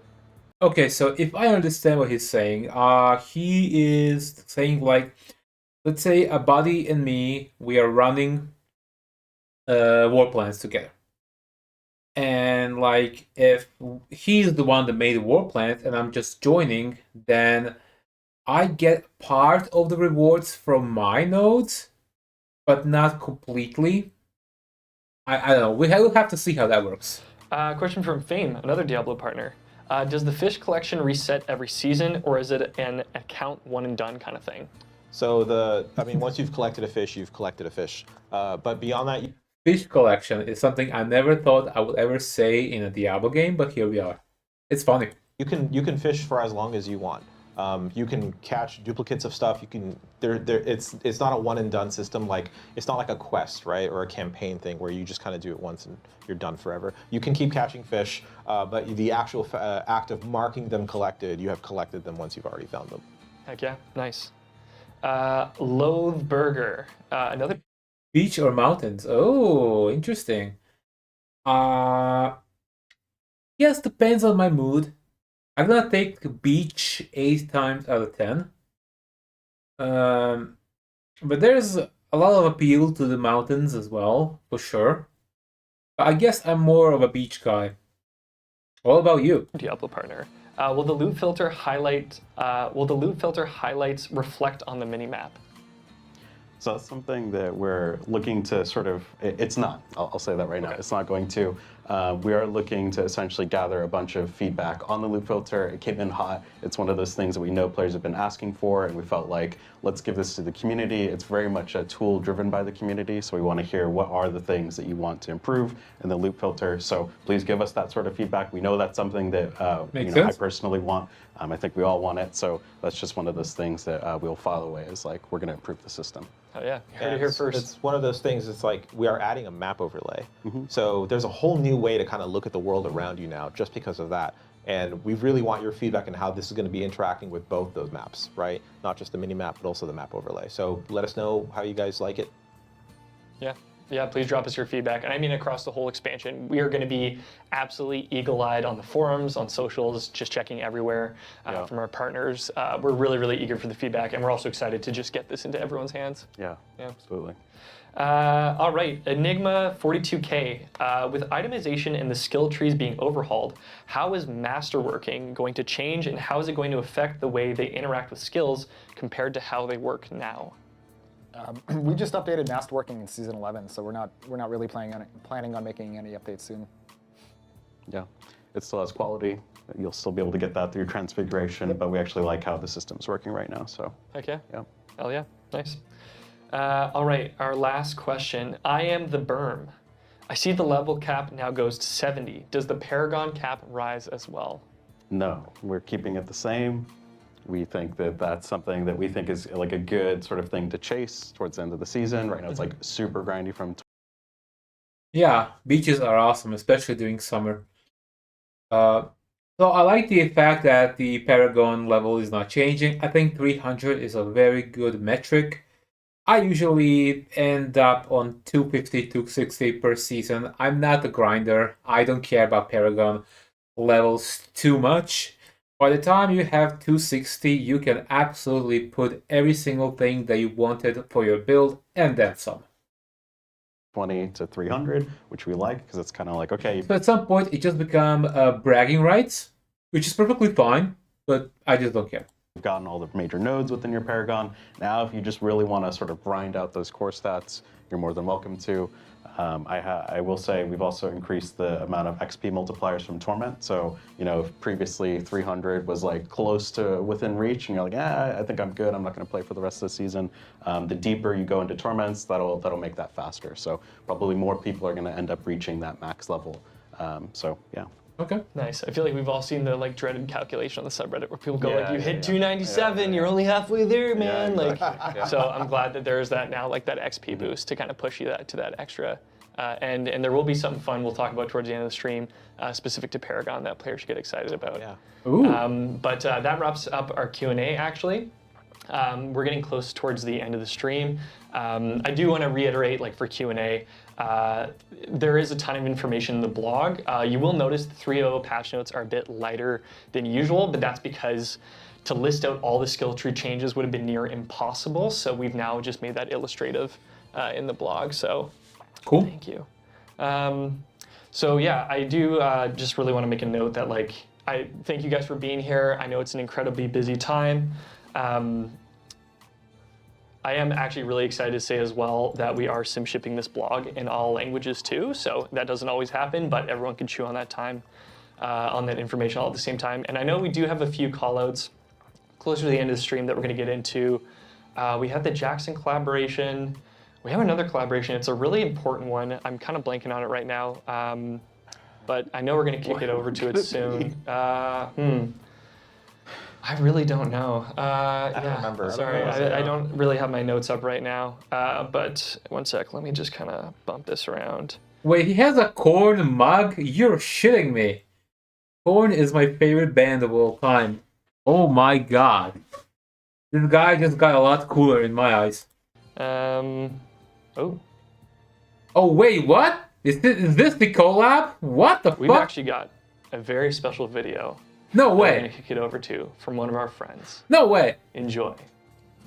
What? Corn family, today is the day.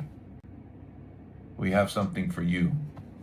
No fucking way. We've heard from you guys for so long, desiring new music. Thank you. I'm glad you like it. Today's the day.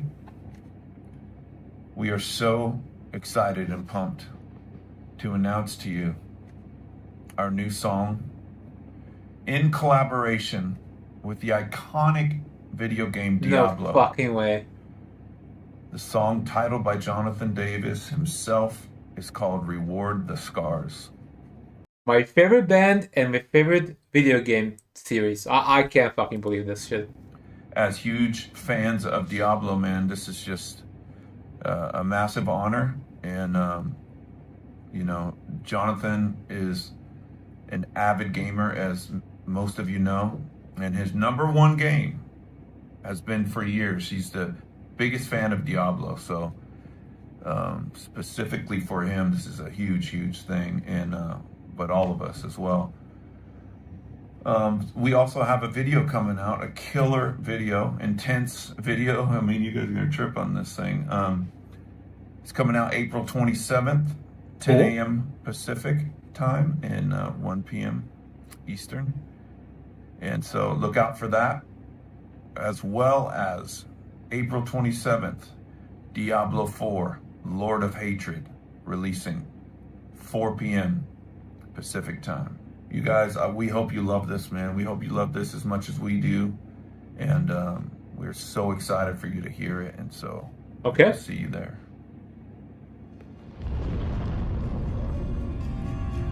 That's right. Thank you, Brian. Can I hear the song right now or on 27th? I didn't get that. You heard it here first. Lord of Hatred releases April 27th at 4 p.m. PDT. And was the original date April 28th? Am I just dumb, or did they move it? So that's like, wait, today is 23rd. So 4 days from now. Wow. Korn has put out their first single in 4 years. Reward the Scars is out today, and that video releases on Monday. We showed it off to the team. Brian wasn't lying. It's pretty badass.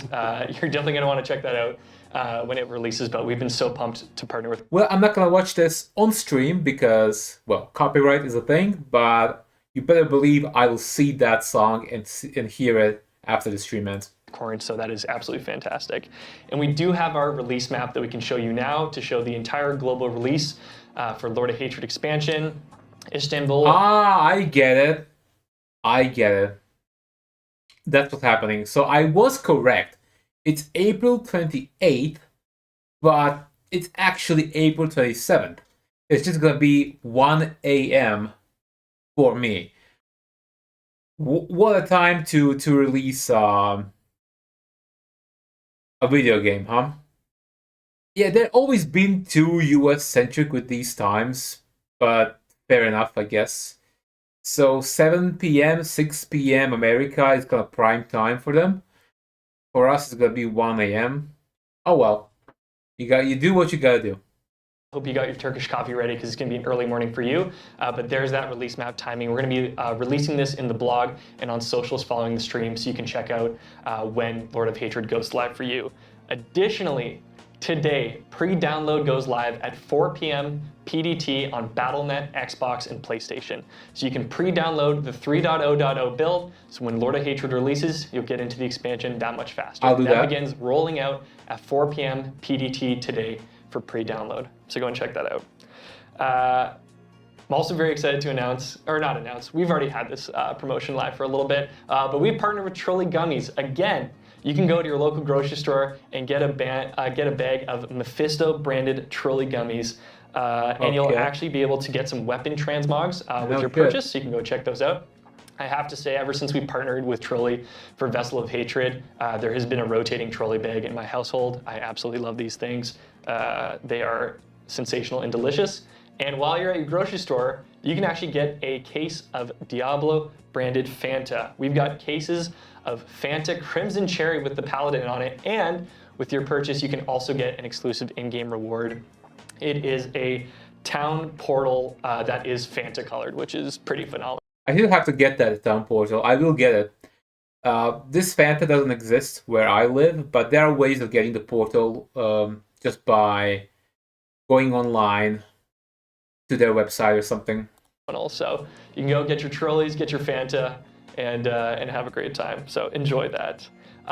Additionally, we've got some really exciting things going on in Overwatch. Overwatch is celebrating the launch of Lord of Hatred with 5 new skins and some other goodies in game. They've got sprays, avatar, name cards, you name it. That Ramatra Mephisto skin looks phenomenal. They're going to have Twitch drops as well to celebrate the launch of Lord of Hatred.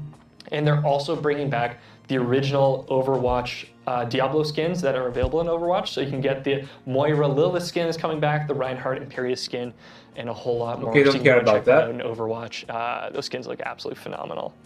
And I alluded to this a little bit earlier, but with the launch of Lord of Hatred, we've got a really exciting community challenge that you can sink your teeth into. So starting with the launch of Lord of Hatred, the Hatred's Downfall Community Challenge is here. And with the help of the community, you can earn this Helm of Hatred for everyone in Diablo 4. The challenge is this. Globally, we need to earn 266,666,000 Paragon points. Oh, okay. Now that's across Eternal, that's across Seasonal, and that's for expansion owners and expansion non-owners. So everyone who plays Diablo 4 can participate in this. Casual dads on the weekend, I see you. You just need to get to the end game and start earning those Paragon points to jump in. We will be I like the community challenges. They're fun. So, updating our global total on Tuesdays on our social channels, and we'll also have an in-game message that will, check it out Monday and then update you on how the community progress is going. So let's all band together, earn those Paragon points, and earn that Helm of Hatred in-game, which looks super sick, super sick. We are also going to have Twitch drops that are going live for the expansion, so you can go check those out in our blog. You can get the Skull Bloody Axe cosmetic. We've got an emblem as well. And we've got this gigantic Mount Trophy cosmetic that you can earn through both Twitch drops and support a streamer. So you can check out the details in the blog for those in the Diablo 4 categories. So go and check those out. Additionally, as Lord of Hatred comes out, we're all really excited to see your reactions, so be sure to tag us on socials, whether you're a streamer or a fan, between the campaign, any sort of big reveal. We've all just been working on this for so long, and we're really excited to see how you experience the expansion. So please tag us. We're really curious to see your reactions. Oh, you bet your ass. I will stream the Lord of Hatred. I'm going to be on that the second it launches. And how you enjoy everything in the Lord of Hatred expansion.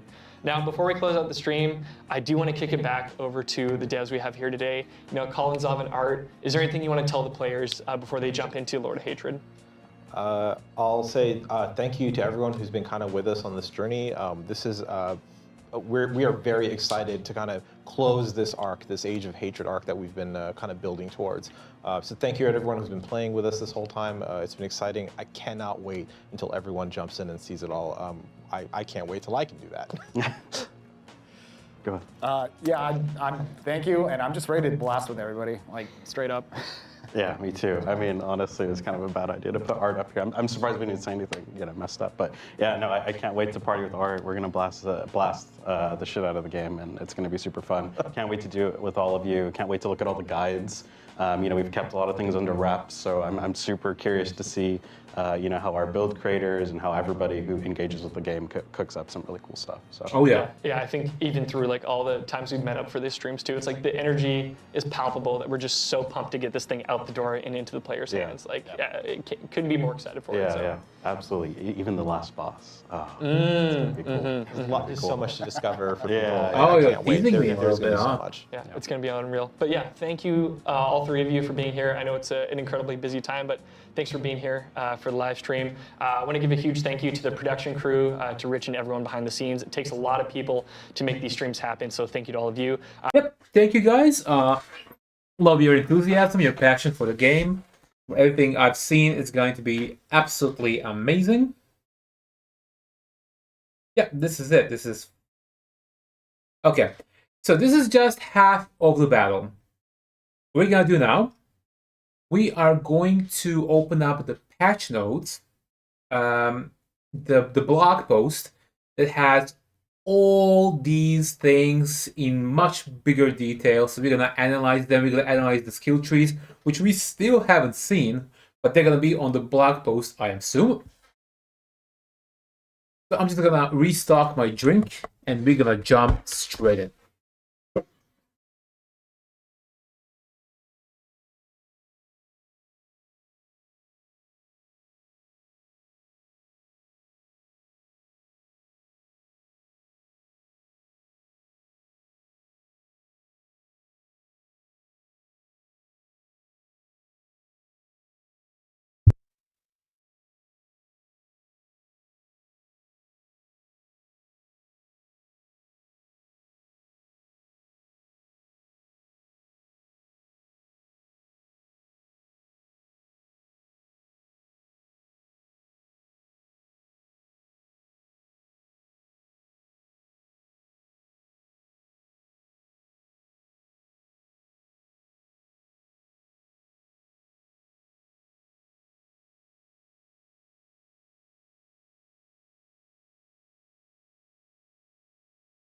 Okay, I am back.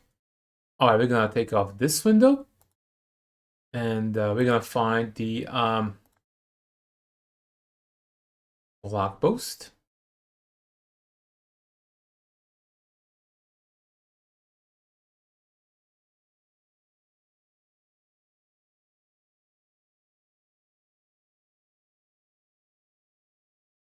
By the way, thank you guys for the follows. I really appreciate it. We are only 4 followers away from affiliate, which makes me really happy. Okay. Let's see the blog post now.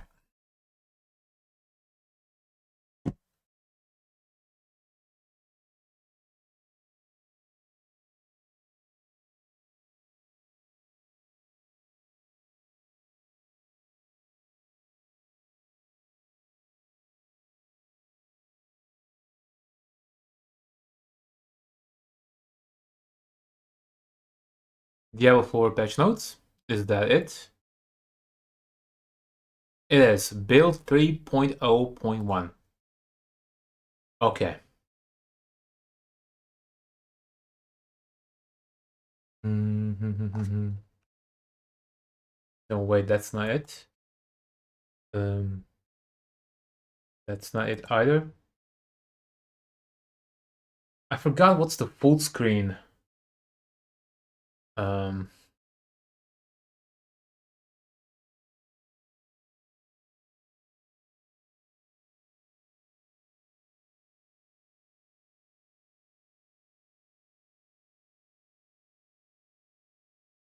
Wait, what the hell?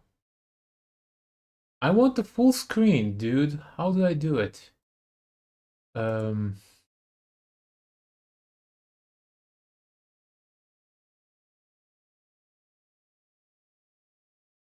It's F11. Okay. For some reason, I just forgot. Okay, there we go.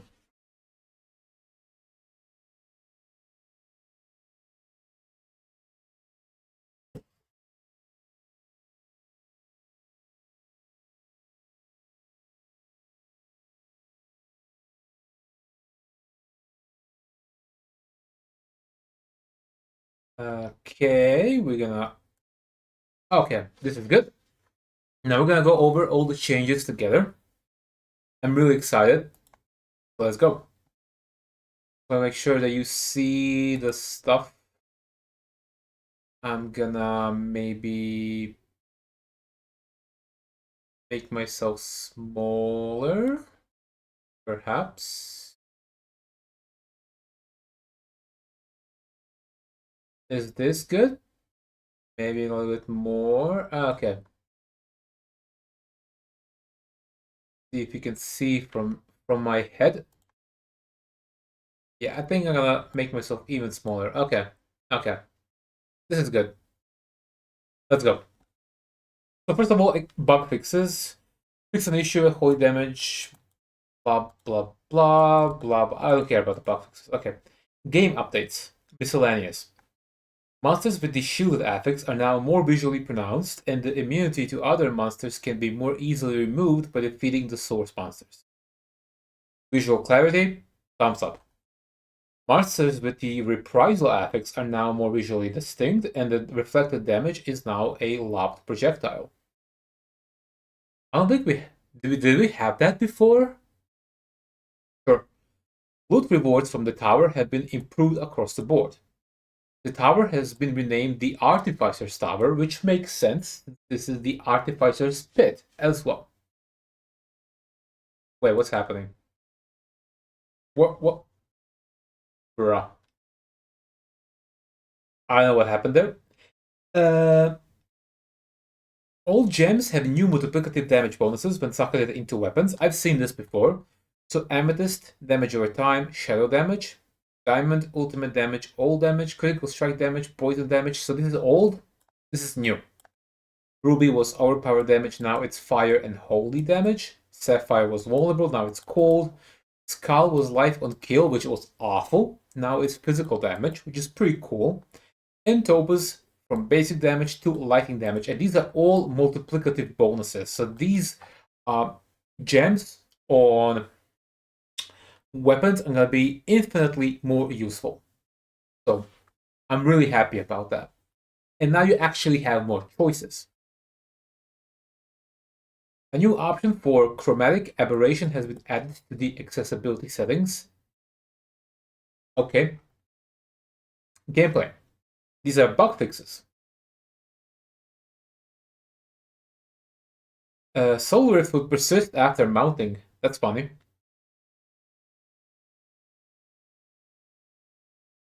The Belial did not grant experience. Okay. Oh, this is a big issue.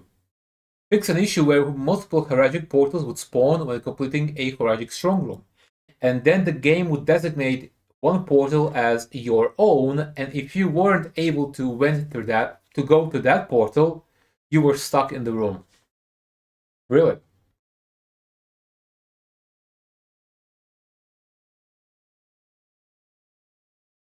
Okay. Okay. Wait, what? Wait, what?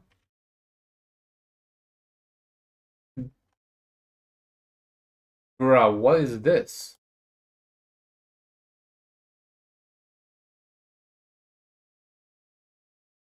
Hold on.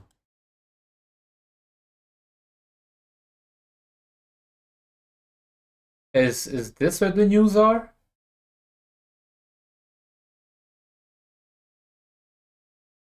Okay, I'll see the cinematic later. Not now. Okay. Okay. Okay.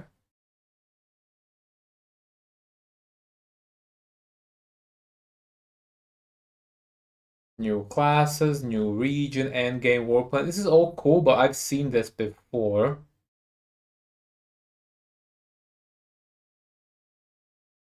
This is not news.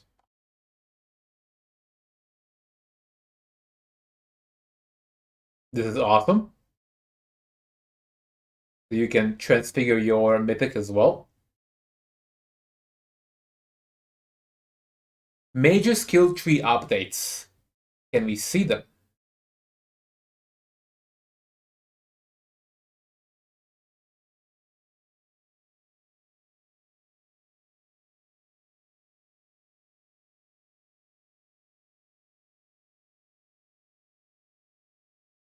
Two classes, Druid and Necromancer, have more fundamental changes that are worth detailing.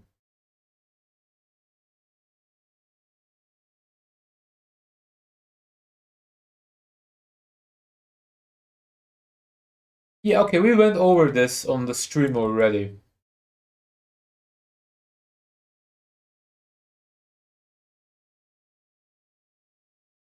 Okay, so these are extra nodes, shifting choice.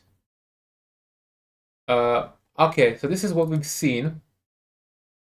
So you pick a skill, and then you can just pick whatever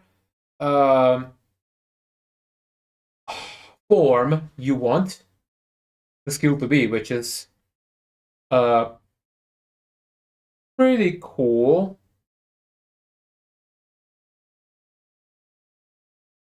I don't think this should be an option for every skill, because there is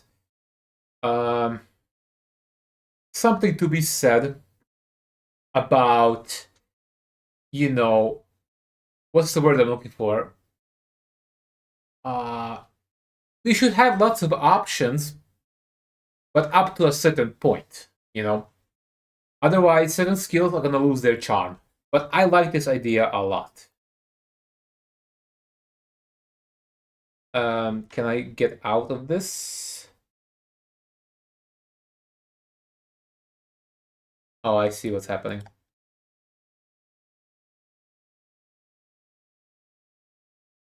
This change gives druids more freedom to lean into a specific form.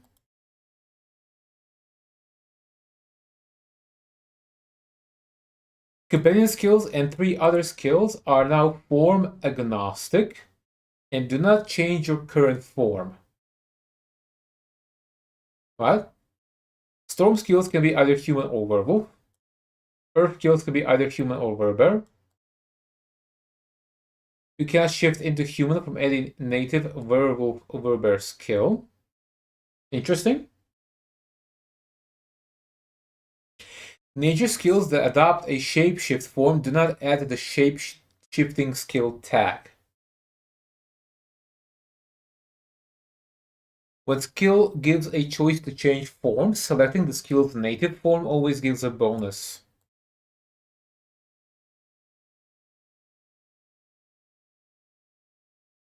Yeah, okay. Gray Skeletons has been split into two skills, mages, which are summoned with essence, and warriors, which are summoned passively from corpses and can be commanded to attack targets. That's a huge W. Mages, warriors, golems are now part of the Necromancer skill tree, offering far more customization options to fit your build and playstyle. But this leads to the obvious question: what happens to the Book of the Dead class mechanic? The Book of the Dead remains largely unchanged except for sacrifice. While you summon minions with the skill, you still use the book to define your minion type and choose upgrades if you're keeping the minions active. However, sacrifice has changed, and it can even be used with active minions. Sacrifice still gives bonuses such as extra quick strike, resistance, or essence generation. The difference is that Sacrifice doesn't eliminate the ability to summon minions, as long as you have skill points invested and have them on your skill bar. Okay? When Sacrifice, skeletal skills create fewer minions, and golems do less damage. If using your minions primarily for buffing, support skills, or tanking, this may be a great choice depending on the trade-off. It's up to you to explore the possibilities. Big fan. So you can always have your minions, even when sacrificing them. It's just that you're gonna have fewer minions. And I really like that because, for example, Warlock, the other major summoning class that we're gonna have, he always has at least one demon regarding on the perks. So I think keeping up with the theme, I think this is a good adjustment. So a fan of that. We're not gonna go over through the rest of this. We already seen it. Battle of Hatred and Season Eternal, blah blah blah. Okay, so this is the what you get from the expansion, what you get from the season, and what you get as permanent updates regarding or whether you have any expansions or not.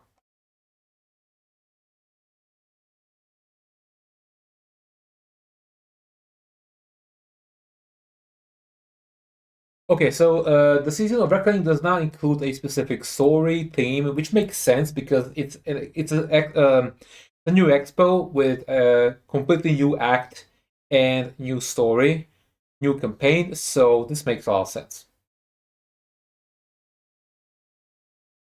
You kind of seen all this. Season of Reliquary.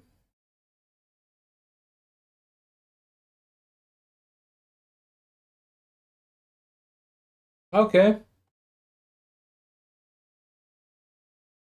Pretty dope. Not gonna lie.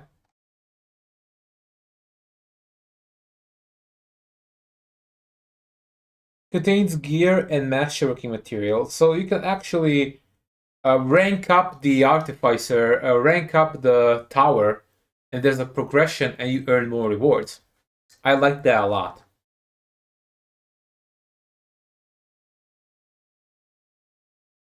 Corn and Diablo 4. I can't believe this is happening. You guys have no idea.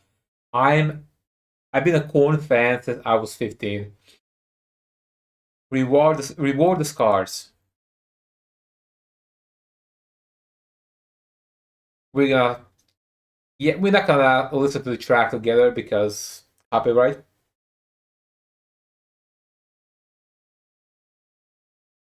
The drops.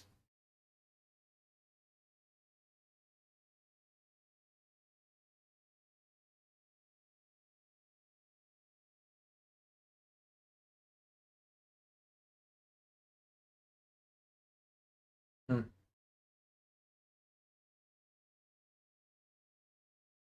Okay, but like Yeah, I want the full nodes. Patch nodes? But they haven't added the shit yet.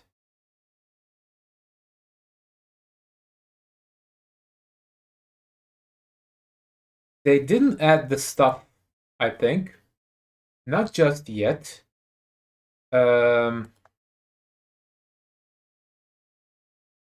Which is unfortunate.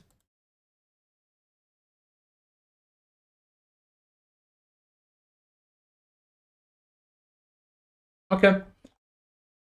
Okay. So I'm just gonna quickly see if I'm not missing something on Reddit. Because if this is it, then we're gonna end the stream pretty much here. Let's see. Diablo 4. Am I missing something or not?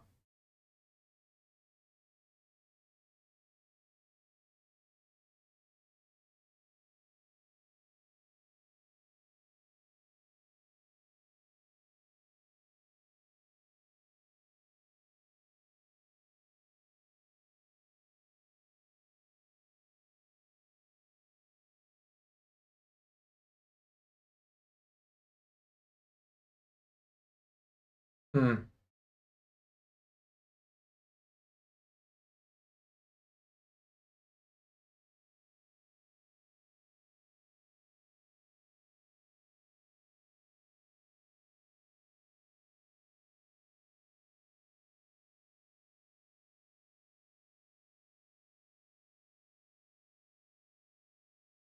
It seems the only new update to Paragon is the community challenge, which kind of makes me a little bit disappointed because I expected more.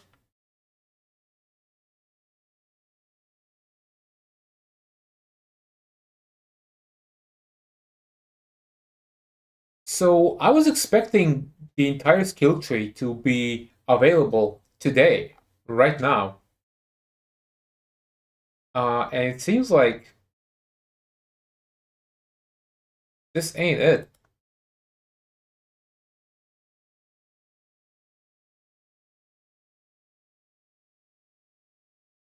Maybe this gets data mined at a later date. Okay, it doesn't matter, guys. So we've seen the stream. It's been really interesting. I love the changes. I love everything. I'm super excited.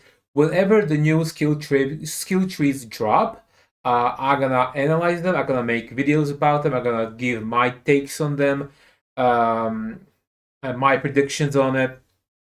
I hope to see that tonight. Unfortunately, that's not gonna happen. That's fine.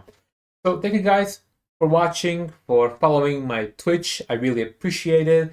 And feel free to check out my YouTube channel if you're only watching on Twitch. It's Fallen Messiah. You can find me easily there. Any sub is appreciated. And yeah, that's gonna be it. Stay tuned for more streams. Maybe tomorrow I'm going to do Diablo 3 stream, which I want to do for a while. Full campaign from beginning to end, which is something I haven't done for many years. So I'm excited about that as well. Now I'm hungry. I'm gonna fix myself something to eat. Thanks for everyone who dropped by. See ya later.